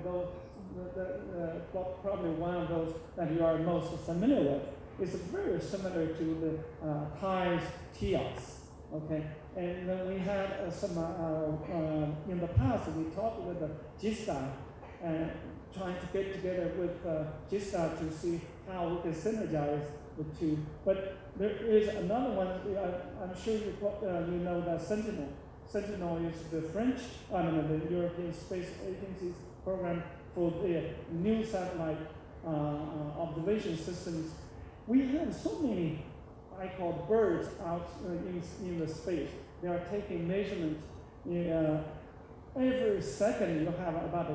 9 gig bytes data coming in every second. So we have a lot of systems up there at different resolutions. Landsat, Terra on the and Aqua, you heard about Modis and other products, etc. So, and then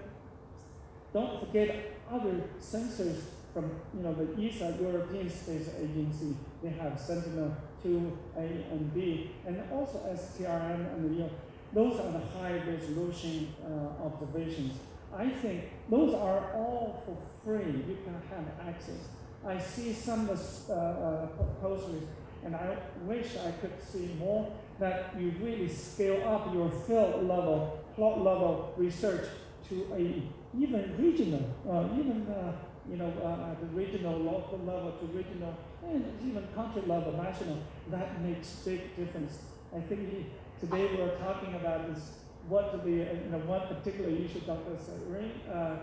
said, when we publish or submit papers here, and most reviews would say, hey, you're very localized finding, but how can we scale it up? I think that needs to be done, and I think that something with the international network and the collaborations can help, and we'll be very happy to help that as well. So moving from plot level to large scale, I think those sensors play an important role here. And just some examples we can have here. So this basically is a larger piece of Earth's surface, and then that red box here, and then you have this, I lost some contrast here, and then I just want to go through this 5-kilometer resolution. You don't see much, but if you go to the next level with the Landsat, you see a lot of the things. I think you need to look at from bottom up, or top down, and bottom up. I think that's what the most, maybe that's why you are asking me to have the integrated observations, because this is the where we can scale up or scale down your research, making bigger impact on society and region. Okay, so, and I'll continue this with this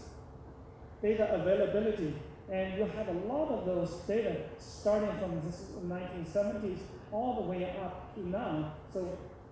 by 2010, all the data were made available free of charge. I think in Thailand you have pretty good internet access. You can download for free. So those you can really analyze to see what is happening now, but then be able to go back to see what happened in the past. So in the project we propose now, we are looking at the dam constructions now and then 10 years, 20 years, 30 years ago, what happened, and then we want to look at the irrigation, agricultural intensification, as well as water availability. So those are the things we can do with this set of sensors. So with the Sentinel Continuum, we have continuous data available to the society. So just give you a little bit background on the cost. It's free of charge, and the cloud occurrence, I know this region we have cloud problems. With Landsat, you probably have this very cloudy thing, but NASA is creating a lot of other data sets. So 16 or 32 days composite, or even annual composite, basically looking at all the possible good quality data and then put a composite, then that is available as well. So NASA's LC Line Cover Line Use Change Program is making good effort, and the USGS is making good effort too. So give you some ideas of what you can see here, very clear and very cloudy, very partially clear, etc. But you can really merge coarse resolution with high resolution to get together a really good quality image. So you can fuse coarse and medium resolution data using all cloud-free. We don't believe that crop changes from today to tomorrow very rapidly unless there are some disasters. So with that ideas, we can create cloud-free images that for you to use. And also you can fuse data from different sensors, so different sensors. That's why I advocate that we need to have multiple sensors observation. Different satellite comes different time and different wavebands, and then different penetration capabilities. And fusing this, just fusing moderate and coarse resolution, if you just look at this resolution data, and this is the coarse one, and this is the high resolution one, and a different time of the year, you can look at the changes over time from 2001 to 2007. So by now you see that there are some significant variations, but now there is no change. So most likely it's going to be some vegetation in the early stage, changes in agricultural crops, etc. And then later on become urban. When you become urban, nothing changes. So we can infer some information back there. So give you a snapshot of the resolution, large pixel size. You can have very large swaths with very large one, but you can have very high resolution one. You can have 1 meter or below 1 meter resolution data. So basically it depends on what you want to do, particularly in the context of water, food, and energy. It's really the issue-driven, what you can do with the data and what data you should select. Basically, there are so many data out there available. How can we best utilize those and make good use to benefit the society and benefit the science as well? And just to show some examples of how the 3 pixels in the image and you do the composite. This is available annually, and then cloud free. That's very high resolution, 30 meter resolution. So I think you can download, and of course, if you download Thailand or Southeast Asia, it's not that big deal. So you can work with that and get large, good quality data, something like this, that could be very useful to look at the changes at larger scale. And this is just the composite with the Roy Davis from South Dakota. So anyway, and at the global scale, you can do this, and sometimes you have missing pieces, but then with another season, another year, you get the whole globe access. For agriculture monitoring, you have the ability to monitor agriculture changes and agriculture growth. This is just an example of what they do. Agriculture monitoring has emerged as a key priority for the global Earth observation systems, and particular crop assessment. So the type of crops, and then also the health. And I think a couple of days ago I received an email looking at the sugarcane here. Why sugarcane grows better here and not there? So we can definitely look at those things as an application. And you can use that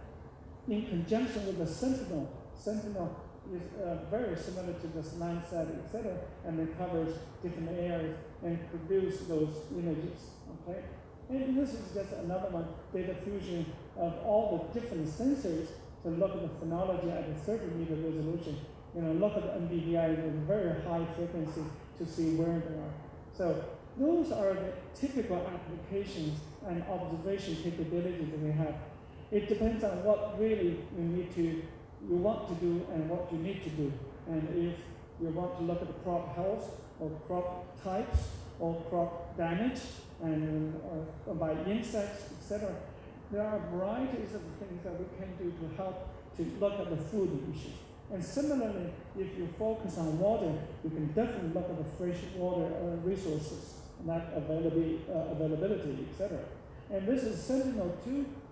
You can have those, and I think the swath was 290 kilometers. It's a very, very good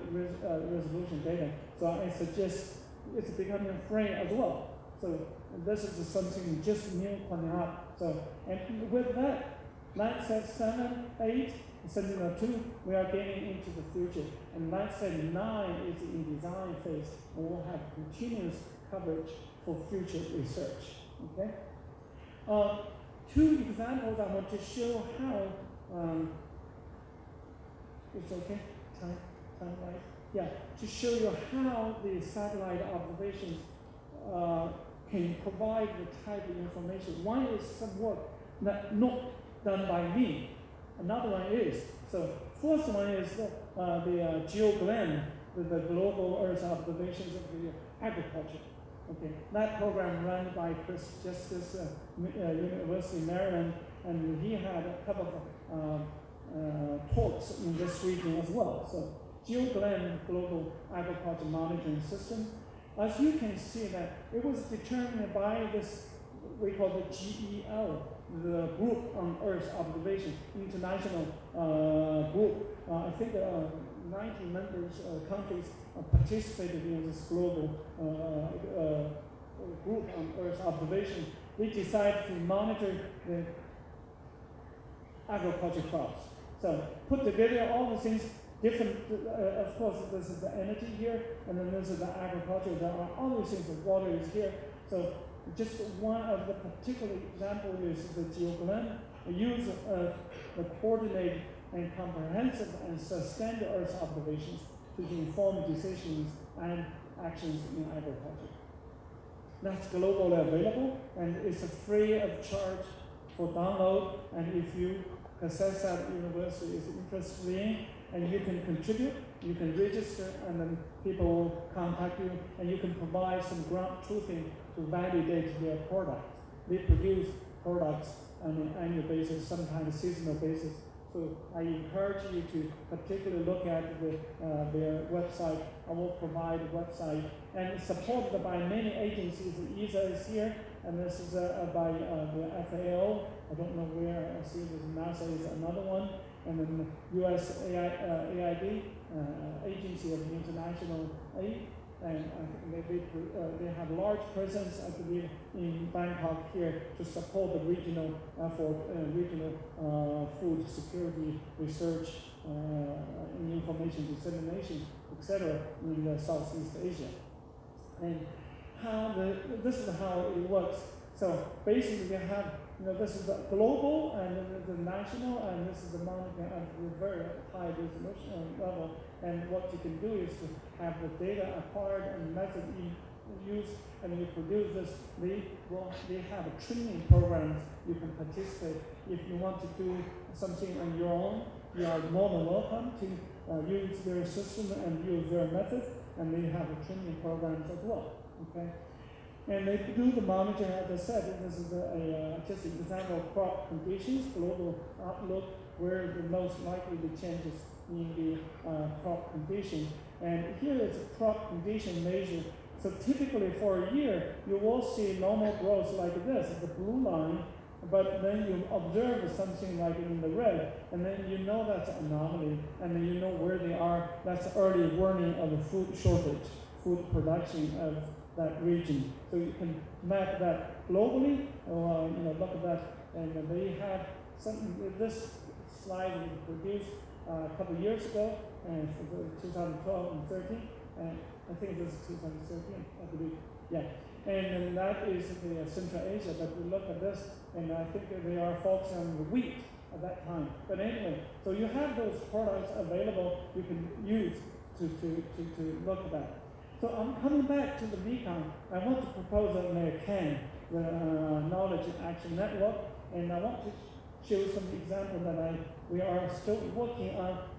in the context of food, water, energy nexus. Okay, and I want to propose this Mekong because there are some issues here. I really want to emphasize the system approach, the basin approach. And I don't want to just look at one particular sport, but look at all the other ecosystem service. And maybe we can talk about this proposals I can. So there will be change in the climate as you have witnessed changes in drought and floods in this region. And here is, I think you can see that. But you know, when you think about these anomalies, and then this is June, and I think this is July, and this is August. Okay, so think about anomalies. Anomalies in precipitation affects not only here but also regionally, and when they affect the food production, they affect the food price in Thailand. So that is a connection you need to keep in mind. So not only just look at what happens in Thailand, but surrounding, because when they change, when they don't have food, they come to Thailand. Hey, can we buy more, or can we, borrow some? So food security cannot be assessed alone for each, or for an individual community, or even individual country. So it has to be put in that context. So climate change in this region is happening, and then the reason I want to put this what we are doing is to secure water for food, energy, and society. That's where the slogan is. We want to apply what we know and what we have in terms of technology to solve some of the issues the society is facing. So I put on a triangle here to put a pile of the things. Basically, you have food, water, and energy. If you don't have good balance, it will tip off, so you will lose balance. That's not sustainable. To be sustainable, you need to have a good balance. When I say balance, it's trade-offs. It's trade-off, not necessarily 33% by each. No. So trade-offs. How do we balance this one versus that one? How do we balance the benefits gained from the upstream and versus the loss from the downstream, etc. So I put down here. This is the education at the higher level, and that's where we need to get engaged with the community. But on the bottom, we have here is the balance of the food, energy, and the livelihood here. And then if you look at all the things we're doing here, basically we're really pushing for some knowledge and technology to support the balance of all those. And what we want to do is to look at not only just this region, but an entire. So this is the Tibet Plateau. You have climate change. The water coming down is, in the beginning, is increasing, but with the glaciers retreating, the water coming down is going to reduce. Okay, and with the changes in the precipitation from the monsoon system, you will have a change in drought and also in flood. So how do we balance all this together? We have, I think last time I proposed the approach. Anyway, so, and those are the rivers, the dams you found on the Mekong. Either they've been already constructed or being constructed or under the consideration. I think this is from 2005, I believe. Here, 2015. Anyway, so you have those dam constructions. I'm not saying that dam constructions are bad. It's bad for something, but it could be good for others. So we have this one man's garbage is another one's treasure. So we need to look at how do we balance, look at this as holistically, what we can do together. So I want to remind you something that is not about the Mekong, but something related to the Aral Sea. So what is the Aral Sea? I hope you know some of the geography here. The Aral Sea is the Aral Sea is in Central Asia, being recharged by the two major rivers. One is Amdar and another one is Sayadar. They are both from the Himalayan mountains. So very, very similar to the Mekong, but just a flow into the Central Asia. And this is the early stage in the 70s, and here is 1998, and here is 2010. You see how much reduced of the total water in the Aral Sea. And there are reasons for that. It's not just climate change. In Central Asia, not much climate change. If you look at the dam constructions, they block it, and then as a result, water being used extensively for others, particularly the cotton growth in Uzbekistan. They grow a lot of cotton, and as a result, they evaporate a lot of water, and at the same time, when you have the evaporation going on, you have a lot of salinity issues. If you drive around in Central Asia, a lot of places, you think it's a snow, but it's not. It's a salt. So that is happening, and I don't want that to happen. I don't think it's going to happen to Mekong, but I don't want to say that that's not going to happen at all. So I want to warn you that's happening. So you will have those. What we want to do with a satellite image, what can we do? So maybe this is an area, I just take this as an example because this is a Tony Sat Lake in Cambodia, and recharged by Mekong going, flow upward, the Mekong here and going up. So I want to look at this. We are creating a lot of agricultural land around wetlands. So one of the particular issues is wetland widening. So you lose wetlands and create agriculture. That's, for food security, that's good. For biodiversity, that's not. But for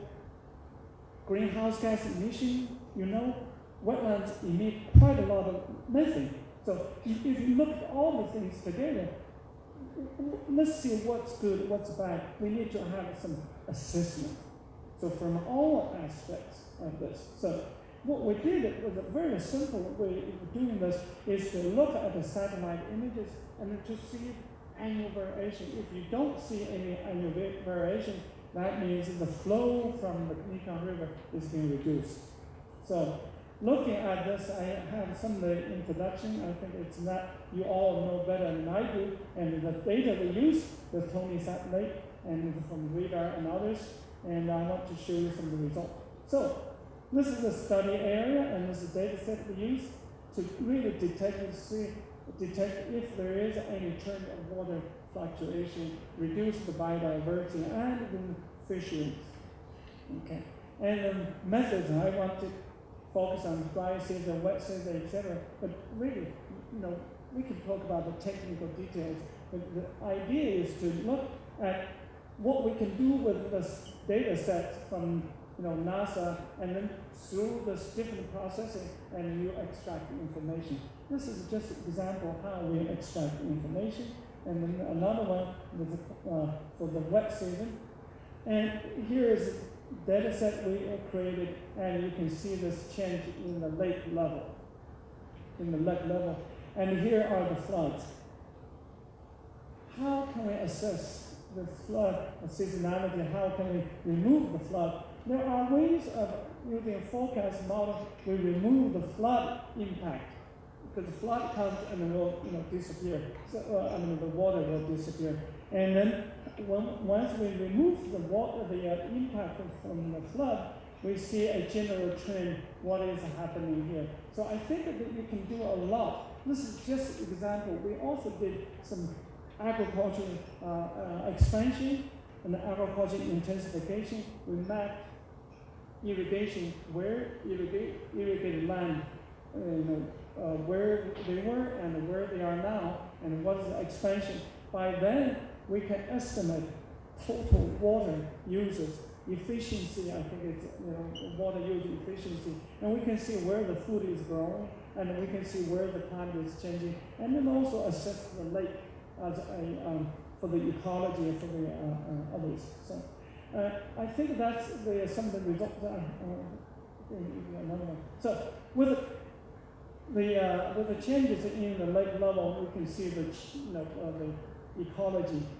Given the importance of the lake and some wetlands and the ability to produce food, we believe that with remote sensing, with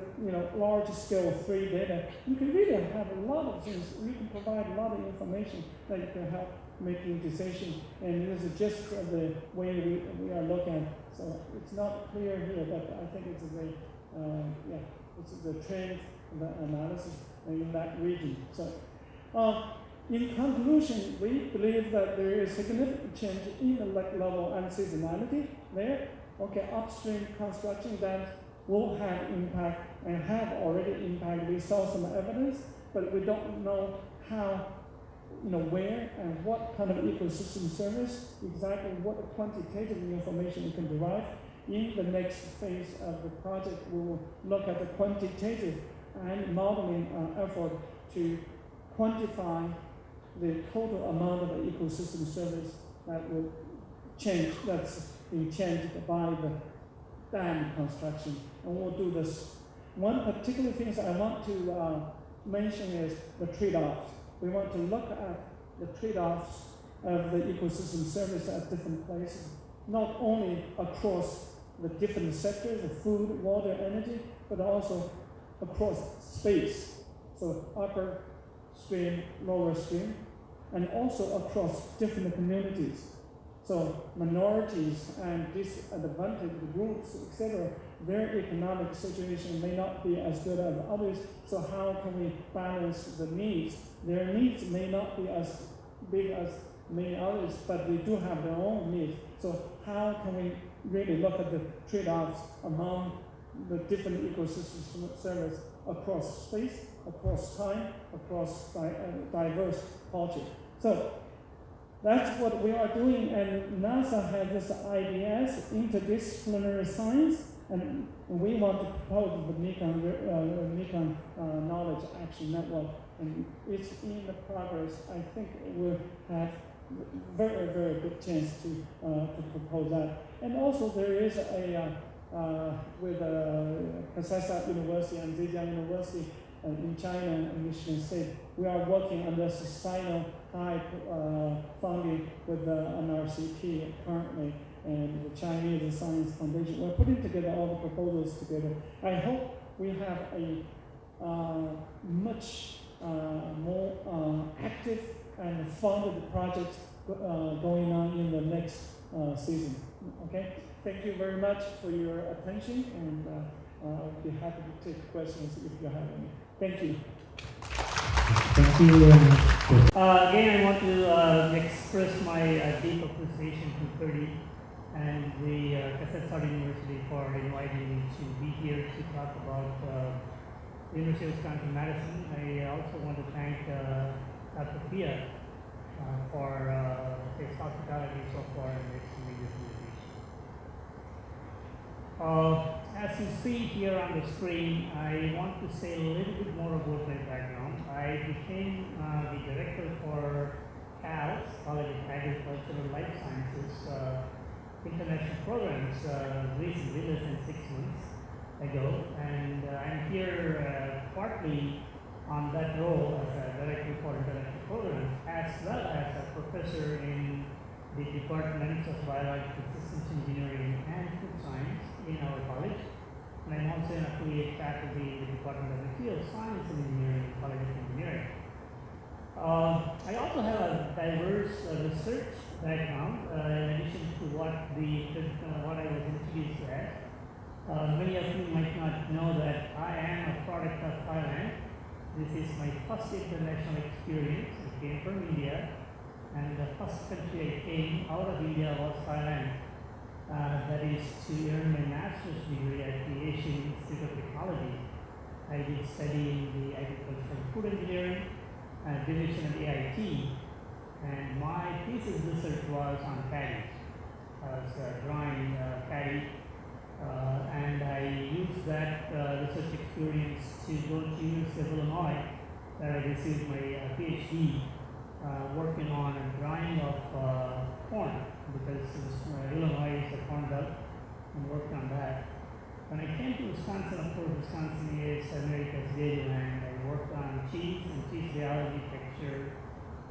those aspects. And now my research focuses more on quality and safety of food materials, specifically nanomaterial and biosensing research. So as I was going through the number of posters, I did appreciate many in English and many in Khoi had English abstracts, so it was a good experience for me to learn a little bit more about what was going on. So I echo Professor Qi's words from yesterday's presentation, but I was really impressed with both the depth and the breadth of research that is being displayed here. And I know that Kazakhstan is a top institute in Thailand, and it's one of the well-known institutions around the world. With a little bit of partnership and collaboration, I think Kazakhstan can raise its profile to another level, and I hope that representing University of Wisconsin, Madison, and Cal, I will be able to kind of highlight some of the things that we can perhaps do together. With that, let's see. Today I want to talk about Thailand 4.0. I thought this is a good way to kind of connect what the Thai institutions are experiencing, are planning right now, and how University of Wisconsin can be a partner in this effort. And as your Prime Minister, Prayat, has said that the Thailand 4.0 is the policy or the plan to make Thailand to be an innovation hub. So Thailand 4.0, of course, 1.0, 2.0, 2.0 has delivered Thailand to be where it is now. But I think the future progress should be made very strategically, allocating resources to translate what Thailand today into what Thailand can be in the future. Okay. So what I wanted to highlight in this is that if you look at the plan for this Thailand 4.0, the new engines for growth, and I was impressed by the focus on research and development and food and agriculture and biotech, health and wellness and biomedical, as well as the smart devices and robotics and mechatronics. Out of the 5 growth engines they specified, at least 3 of them come under the purview of College of Ag and Life Sciences, and of course, partly with the Kazakhstan University and Purdue. Right? And the focus here is again research and development being an important part of that. So the strategy, at least, is to continue to improve or make progress in agriculture and allied fields. Thailand, I found out that it's still agriculturally dominant economy, and you can see agriculture leads the way along with food, products, education. So agriculture is going to be relevant in Thailand 4.0, and all the infrastructure and technological innovations that we can bring about will only help in helping Thailand march toward the goal of Thailand 4.0. All right, so what is the strategy? Again, this strategy is not mine. This one is I got from one of our minister's presentation.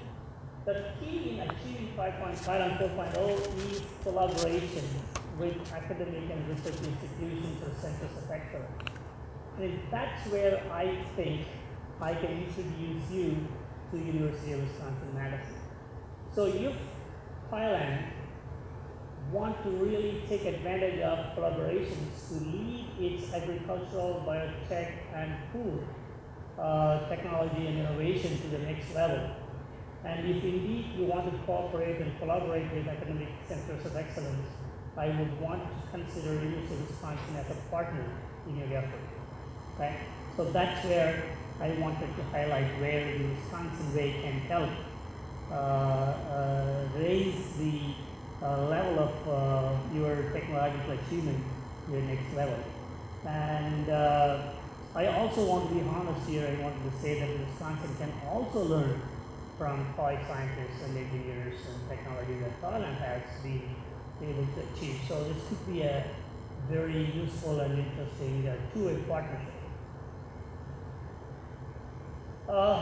Some of you asked where is Wisconsin. People have heard of Wisconsin, they don't know, so I very quickly go through where in the world is Wisconsin. Many people know Chicago, and Wisconsin is just 2 hours north of Chicago. So if we go through,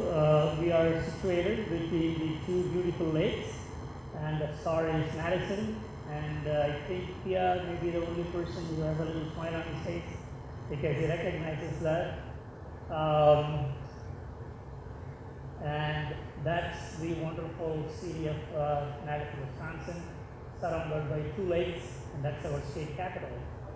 By the way, University of Wisconsin-Madison is no stranger to Thailand. The single largest U.S. alumni group that is in Thailand is from University of Wisconsin-Madison.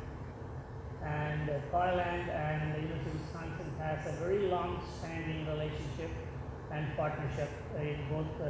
teaching and research and collaboration. So what I am saying here is nothing new, and I wanted to make sure that we can reconnect in a stronger and more strategic way as we move forward. All right, so another view, this is our campus, and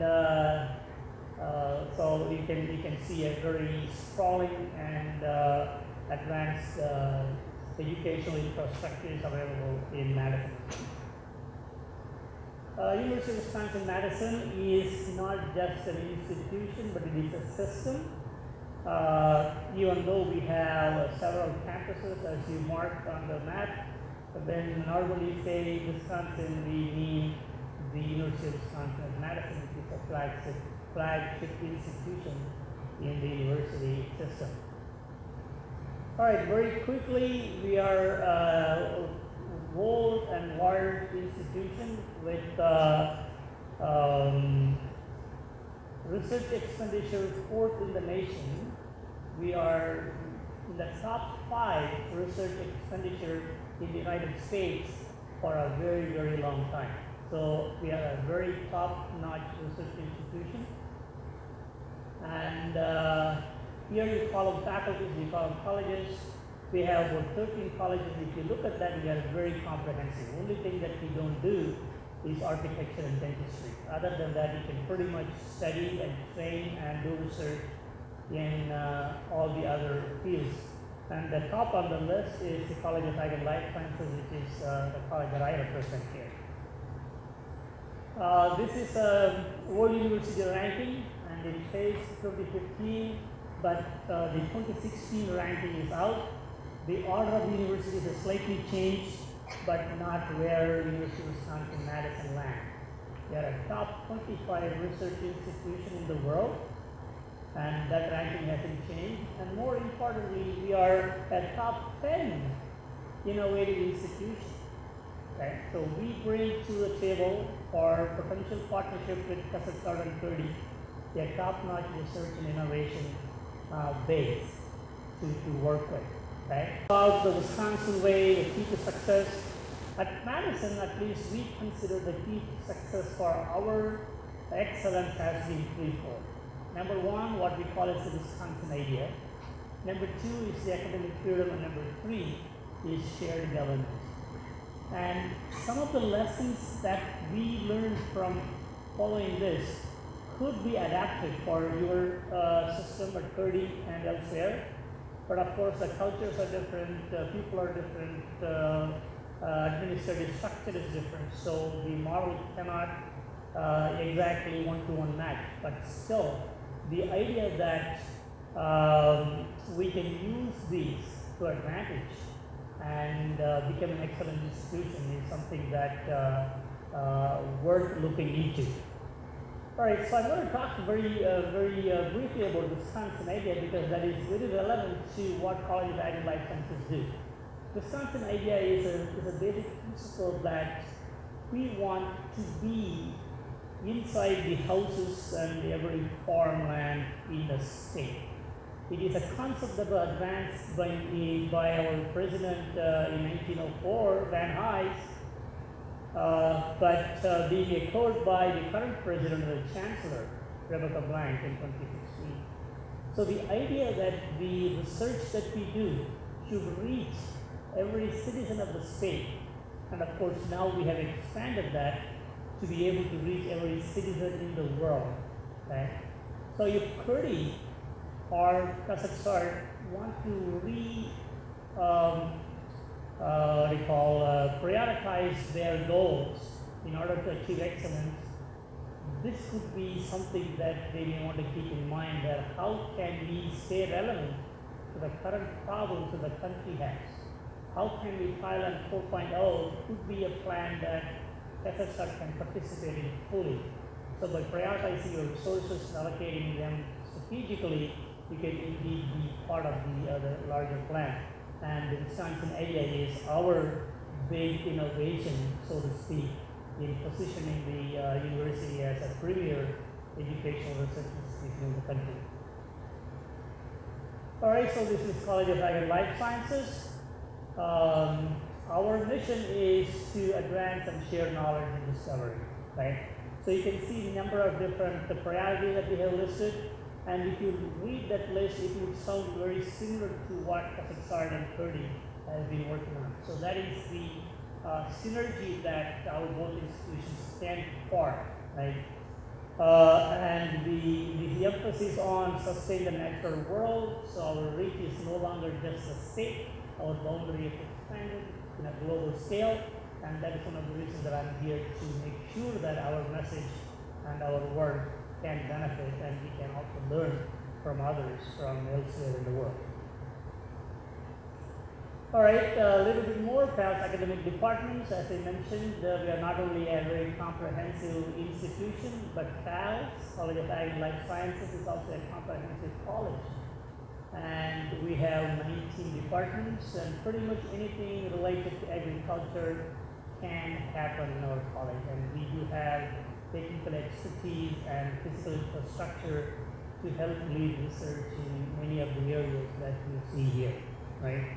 The key here is that we not only have the science base, but we also care about community and regional planning. So we can have a holistic solutions to normal problems. So we cannot ignore when we do something, some aspect of the overall research emphasis. All right, very recently, our college has gone through a process to highlight priority areas. Again, this is something that again relates to shared governance. This was not handed by the dean or the chancellor or the president or the governor. These priorities were drawn up by the faculty and staff working together. Input from everyone is received, valued, and shared and used to develop the priorities. So when you involve everybody in the university to be a part of this plan, then everybody becomes a part of the effort that goes into implementing. So this is what we call the vested in the plan. So everybody feels that it is her or his plan, and there is a natural energy to contribute to that. And that is the shared governance that one of the successes or the keys to the success that I listed. So if you want your staff and faculty to be enthusiastically participate, maybe their opinion should be valued and accounted for. And of course, the opinions and interests and priorities will be different. You need to make sure that you don't want to become everything for everybody, but identify your strengths and identify your resources, now identify the needs, and pick the areas that you can best serve and create a name for yourself as a world leader or the regional leader. Okay? So that is going to be an important strategy as we move forward. So if you look at these food systems, bioenergy, bioproducts, healthy ecosystem, changing climate, health and wellness, and economic and community development pretty much sums up the vast range of agricultural enterprise related activities. Some of the things that CALS has been able to do, for example, here we have breeding and genetics, management of nutrients and resources, sustainability standard. So we go through each and every aspect of farming because farming is the mainstay of agriculture, and we want to make sure our inputs are sustainable and profitable, right? And we need to make sure that the CALS is leading the way in that. I mentioned that we are a dairy land, and in dairy we are not only producing milk and cheese, but we are also making sure our cows, our cattle, our animals are healthy and they are producing at a higher level for the import of nutrients that we give. The next area here is the genomic revolution, biotech we talked about. Wisconsin is the world leader in human genome project. We have the first stem cell was discovered in Wisconsin. We have a large number of stem cell line, a bank in Madison, and all the biotechnological revolution goes through that. Foster healthy ecosystem. Again, we want to make sure we leave the planet the way we found it, or perhaps even improve it if at all we can. That is very important. The key here is that using remote sensing and precision farming, we can target the agricultural practices to only in the needed area and to the needed extent. Okay? Enhance the food system. You can see that we not only want to grow healthy and valuable food and process them into useful and healthy alternatives, you also want to enhance its safety and quality. And then climate change is something that we all believe is happening as we speak, and we want to make sure that we prepare the planet ourselves to strategically deal with any of the adverse impacts that we are making. So the key here is the communication and outreach activities, part of the Wisconsin idea. And then bioenergy and bioproducts. This will result in the microbiome work that I'm going to talk a little bit more in a bit. Okay? Next is the community development that I referred to, and we want to make sure that our professors or the faculty are not just teachers and researchers. We want to consider them to be entrepreneurs. So we value entrepreneurship, and there is a large network of support system, both within the university and the state, to help the researchers to translate their discoveries into valuable products and services. And this is something that we are very, very proud of. And of course, we lost a bullet that says that we want to take this message outside of state of Wisconsin and the country of the United States to reach to the maximum extent possible, so we can be useful and valuable to the citizens of the world. All right, for more health and wellness, so we are not a medical school, but we do have a department of human nutrition and dietetics, and that gives us segue into medical research or treating obesity and improving quality of life, so on and so forth. All right, so now I'm going to kind of give you some examples of different projects, because we have 19 departments. Each department has very long list of projects and ideas, but I want to touch upon two things. First one is the microbiome. This is a very recent initiative from the US government, the NIH and NSF as committing resources. And of course, microbiome is something that we all living with, growing with, and be dealing with. And I'm not going to read that number. If somebody does, that would be great. That's a big number, right? So the microbiome, as you sit and breathe, touch anything that we are dealing with microbial colonies.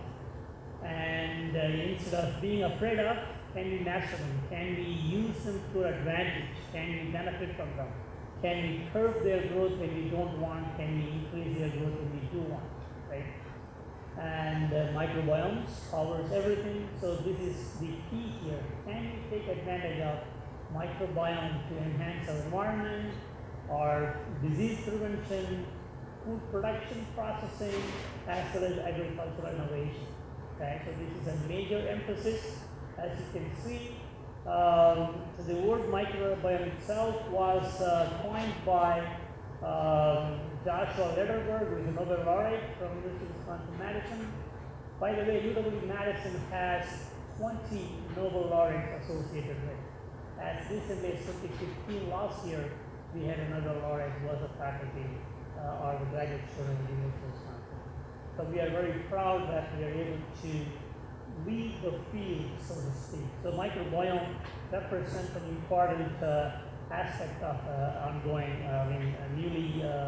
emphasized research area. Okay. The White House Office of Science and Technology Policy has committed interest to this. They have, as I said, $120 million.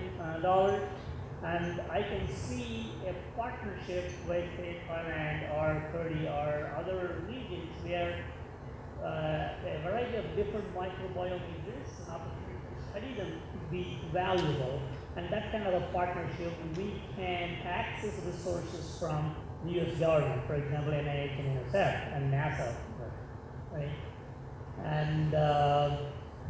Joe Handelsman, who is the Associate Director of White House, was a faculty member at the University of Wisconsin-Madison. So we do have someone that is very familiar with UW-Madison and can be a partner and a helpful person if there is a thoughtful proposal or a research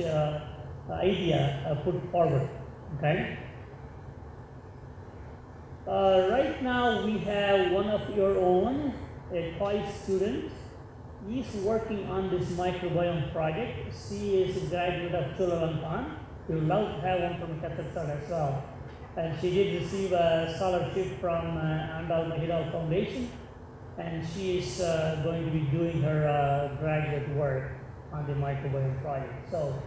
we feel that we are already connected to Thailand and microbiome that way. I would be looking forward to having additional discussions with any of your faculty interested in pursuing this type of collaboration. All right, from a very, very small microbes to very large animals now, Wisconsin is a dairy land, so we have a dairy science department that does cattle-related research and innovation, right? And I don't expect you to read every one of them, except that we have our priorities is to improve biological function of dairy cattle. That ruminant psychophysiology as well as milk production and health, everything comes under. And of course, we want to make sure that we prepare for tomorrow. And that's where the young researchers and scientists and students come in, so we are very caring and thoughtful about preparing for the future. Again, don't read the little ones here, maybe just the boxes up here would be sufficient. So we do physiology, nutrition, modeling, and management strategy. So we are very comprehensive in addressing these problems. Next area that I wanted to refer to is the bioenergy, biomass. US has taken a very strong stance that we want to be energy independent. Not only energy independence, we also want to be green energy. We want to make sure the planet is sustainable, but not devastated just because of our energy needs. So instead of compromising, sacrificing the energy use, we are interested in identifying resources and sources. And that's where we research. We have two major centers or projects. One is the Great Lakes Bioresearch Center, and the other one is Wisconsin Bioenergy Institute. This is a multi-million-dollar federal funded project between a number of states around the Great Lakes, and this one is a state-funded entity. So you can see they run the whole gamut of the research emphasis, how to increase energy crops, how to increase energy access, how to pre-treat them, how to provide a sustainable energy alternative. That is the focus of this. So if your group has emphasis or need in this area, we would be very eager to collaborate and work with. Again, biotech comes, we are very well known for our biotechnological advances. As I already mentioned, human stem cell research, and so bioinformatics is very big. We even give degrees in bioinformatics, DNA sequencing, synthesis, all kinds of biotechnological advances. We can have people come over for a short-term training or long-term project, or we could go in and develop research proposals for funding either from the Thai government or the US government or some other private partnerships. Again, Wisconsin is also very, very high on what we call as public-private partnership. How can we leverage public funds with private interaction? So the entrepreneurial spirit that I mentioned comes in trying to lead the biotechnological innovation. And again, biotechnology is one of the major points or the growth engines that Thailand 4.0 has been mentioned. All right, this is plant breeding, which is a major aspect of Wisconsin agriculture. We want to make sure we can improve crops that can withstand the adverse environmental as well as pesticide and insecticide, those kinds of activities. And the breeding program is very vast. We have about 35 faculty in 8 departments that participate in that. And then we work on almost all kinds of plants, small grains to root crops, fruits and vegetables, and so on and so forth.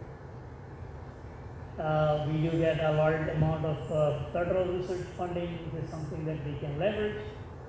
Time to time, there are country-specific calls from the federal government. For example, US-Thai joint projects, NSF and NIH fund. So we can look for such opportunities to work on common problems in terms of breeding. Some resistance to drought, or some resistance to frost, some resistance to high temperature, whatever that may be, right? So Wisconsin is the leader in the plant breeding research. We have graduated almost 400 PhDs. This is the most in the country and perhaps in the world in terms of plant breeders. This is the average number of PhDs per year from this program. So we graduate more than 12 graduate students a year from Wisconsin.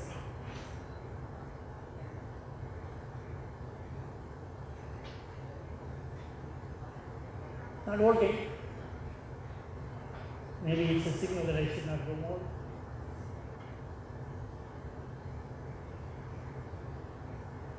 Oh, okay. It's working now. Thank you.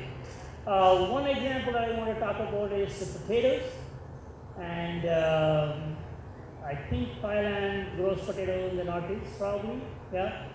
And a lot of people don't think Wisconsin is a potato country because it is Oregon and Idaho. Idaho potatoes is probably famous, but Wisconsin is the third largest potato growing state. But we are number 1 in chip potatoes. But more importantly, we have the largest potato germplasm collection in the world. And we are able to come up with varieties through breeding and trials to become more resistant to many environmental issues. Here, for example, we have developed a potato that is resistant to acrylamide, which is a problem in fried food, deep fried potato. So our researchers are capable of coming up with innovative solutions to overcome problems that stymie agricultural production and growth. So that's what I wanted to mention here. All right, next I want to talk about nanotechnology and biosensing.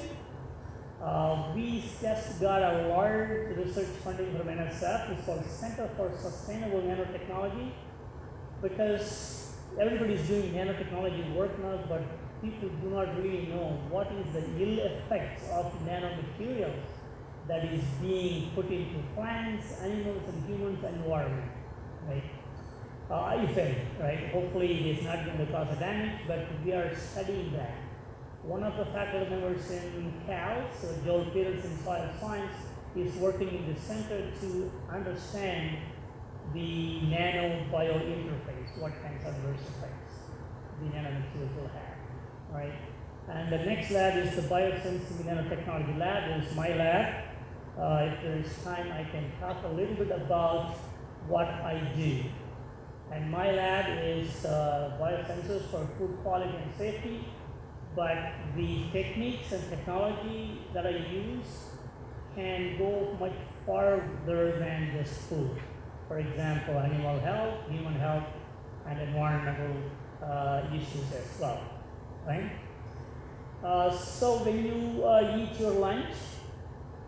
do anyone see the warning sign pasted across it? We all take, when you see food, we all take it for safe and good, which is often not the case because food safety is no guarantees. In the US, we see a food recall due to microbial spoilage and some toxins almost every day or every other day, and some of these recalls are very vast, costing several $1 million. I'm not sure if my experience, Thailand is not unique in this sense. You will probably have the same issues in terms of food safety and quality. And so the statistics show that 1 in 6 Americans get sick because of foodborne outbreak. And there are 3,000 die each year in the US. Okay? And one bug alone can cost $7 million in just one episode. So food safety is a serious business. And so the food industry routinely looking for a safe, quality, and cost. Those are the three concerns they have. They want foods to be safe, they want food to be high quality, but they don't want to spend a lot of money. And unfortunately, they don't go well together. You got to spend more in order to produce a safe and quality food. So what we are trying to do is that can we come up with a way to detect safety and quality without much of an expense. So this is where that my lab is developing a biosensor that can develop a simple, rapid, and sensitive detection of food quality. For example, the color change is easy to see. So if you can develop a sensor that can reveal by changing color, that tells something about the microbial or toxicological quality of the food, then that would be a low cost and more widely used method to track food quality. So that is the idea here. And for example, if you go into a supermarket right now, the best way for you to judge is the sell-by date on the milk. But what if you have some kind of a self-revealing label on the packages that you can just by looking at and be able to tell whether that particular food product or a package, it could be fish, it could be meat, it could be a bundle of spinach, whatever that you're trying to purchase, is it safe? Not just at the grocery store, even when you pick it up in your refrigerator, right? This serves two purposes. One, it allows you to identify the quality. Number two, there are literally billions of dollars of food is being thrown every year in the US just because the expiry date has passed. If it is one day after the date that is labeled, the food may still be safe, but people throw it. Or worse, it may be one day before the expiry date, but food may have already spoiled. So both the cases, it is dangerous. So we want to have a system that can give a visual indication and a more accurate description of the quality of the food. All right? And so we use biosensor. I don't want to go through this technology. Probably many of you already know that we use some of the bio interfaces. And as I mentioned, that we are looking for colorimetry, color change signals, right? Again, we use nanomaterials to enhance our ability to detect these entities. In my lab, for example, in our bioscience and nanotechnology lab, we work continuously on detecting toxins, allergens, heavy metals, and all kinds of analytes. So we are using biosensors, enhanced cyano material to do this. And of course, we are using the well-known surface plasmon resonance idea of gold nanoparticles. As you can see, gold nanoparticles are capable of displaying a variety of colors, especially when they are manufactured in different shapes and sizes. And we use that and then integrate that with the thermal history of foods. And as you know, food, this is the temperature region where most food is cooked, saved, and eaten, and that is also the danger zone, because if we like something, then more likely that the microorganisms also like the same conditions. So we want to make sure that conditions are being identified. Many of you might know, if you are in the food science, food engineering, people, what they call is temperature control for safety. Temperature and time are the two major problems for food safety. And right now they have what is called the time temperature integrators. And these integrators are not perfect because they do not point out the thermal history, but rather the total time temperature area under the curve. So what we do is to develop something different, right? We use what we call a one-part synthesis of gold nanoparticles. Our idea is to develop a little sticker like this with a few nanoliter of solution. So it will be like a sticker that you put on, like the 30 stickers that some volunteers are wearing. It could be that size or even smaller, can be affixed on the packages. And that nanoreactor then would change its color based on the time and temperature the product has been exposed to. And that will give you instantly the time temperature history, and so then the quality of the food can be identified. For example, we use green synthesis, gelatin, and gold precursor. And as you can see here, that longer the synthesis occurs at 80 degrees, deeper the color. So color can tell you how long the product has been at 80 degrees.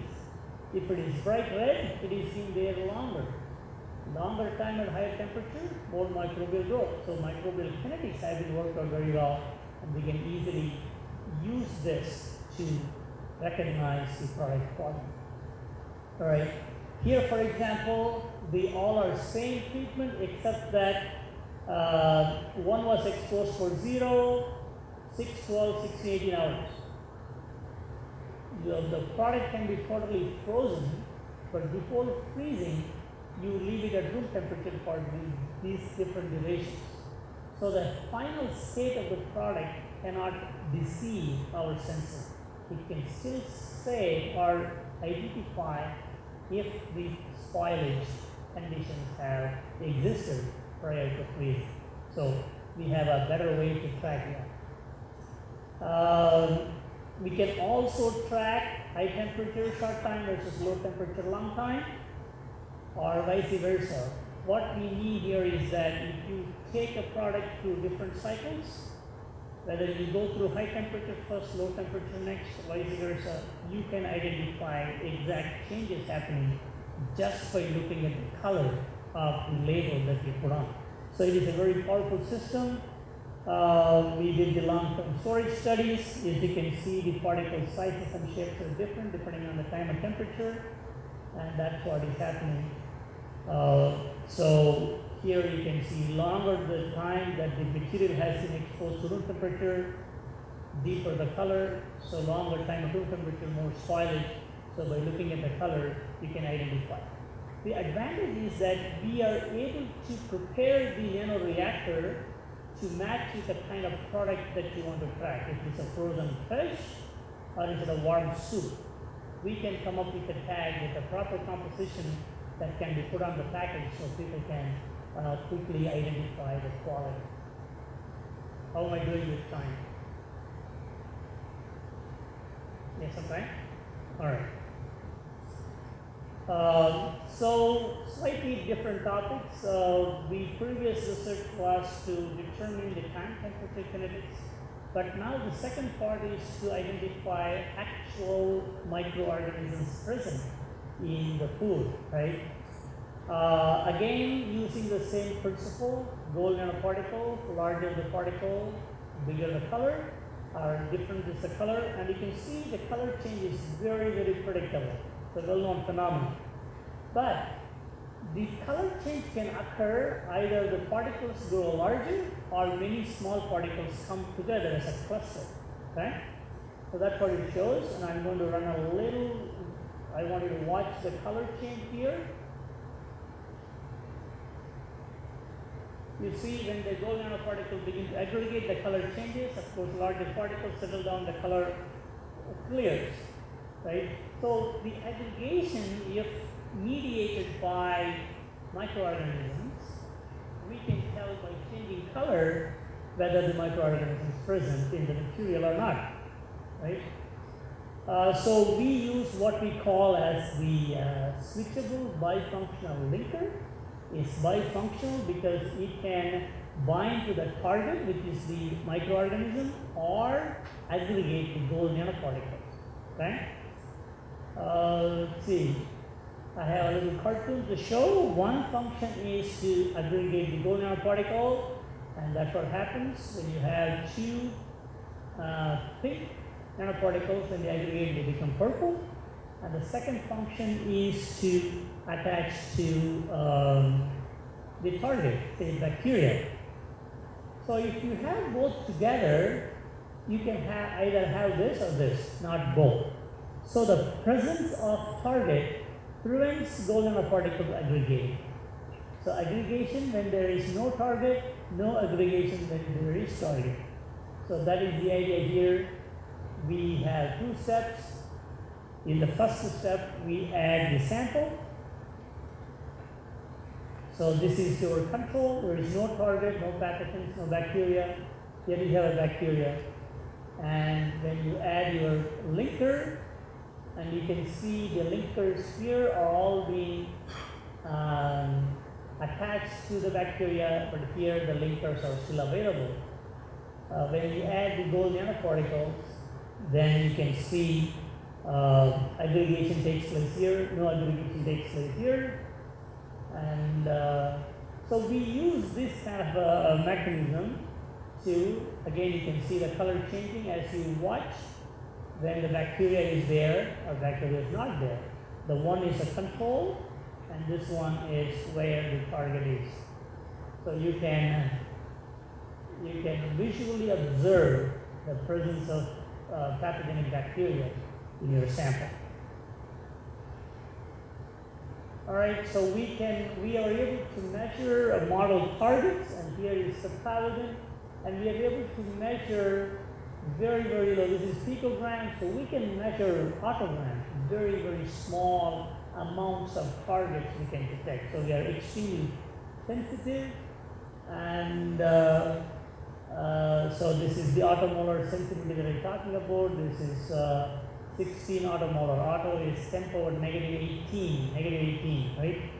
So very sensitive detection, and we can measure color changes for 10 or 6 CFU per mil, in tap water or in lake water. Our ability to obtain color changes for a very small number of bacteria present in the sample is very, very good. And we can also do the work in milk, it's not a problem. So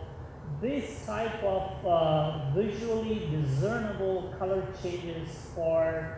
detecting pathogenic bacteria would be very valuable for consumers. So eventually what we would like to see is that to be able to provide a small kit where people can do these kind of tests at home or on the field during harvesting, or even in food service centers, wherever the test is needed. The test normally takes very little time, and it is fairly sensitive. So it's a simple and sensitive,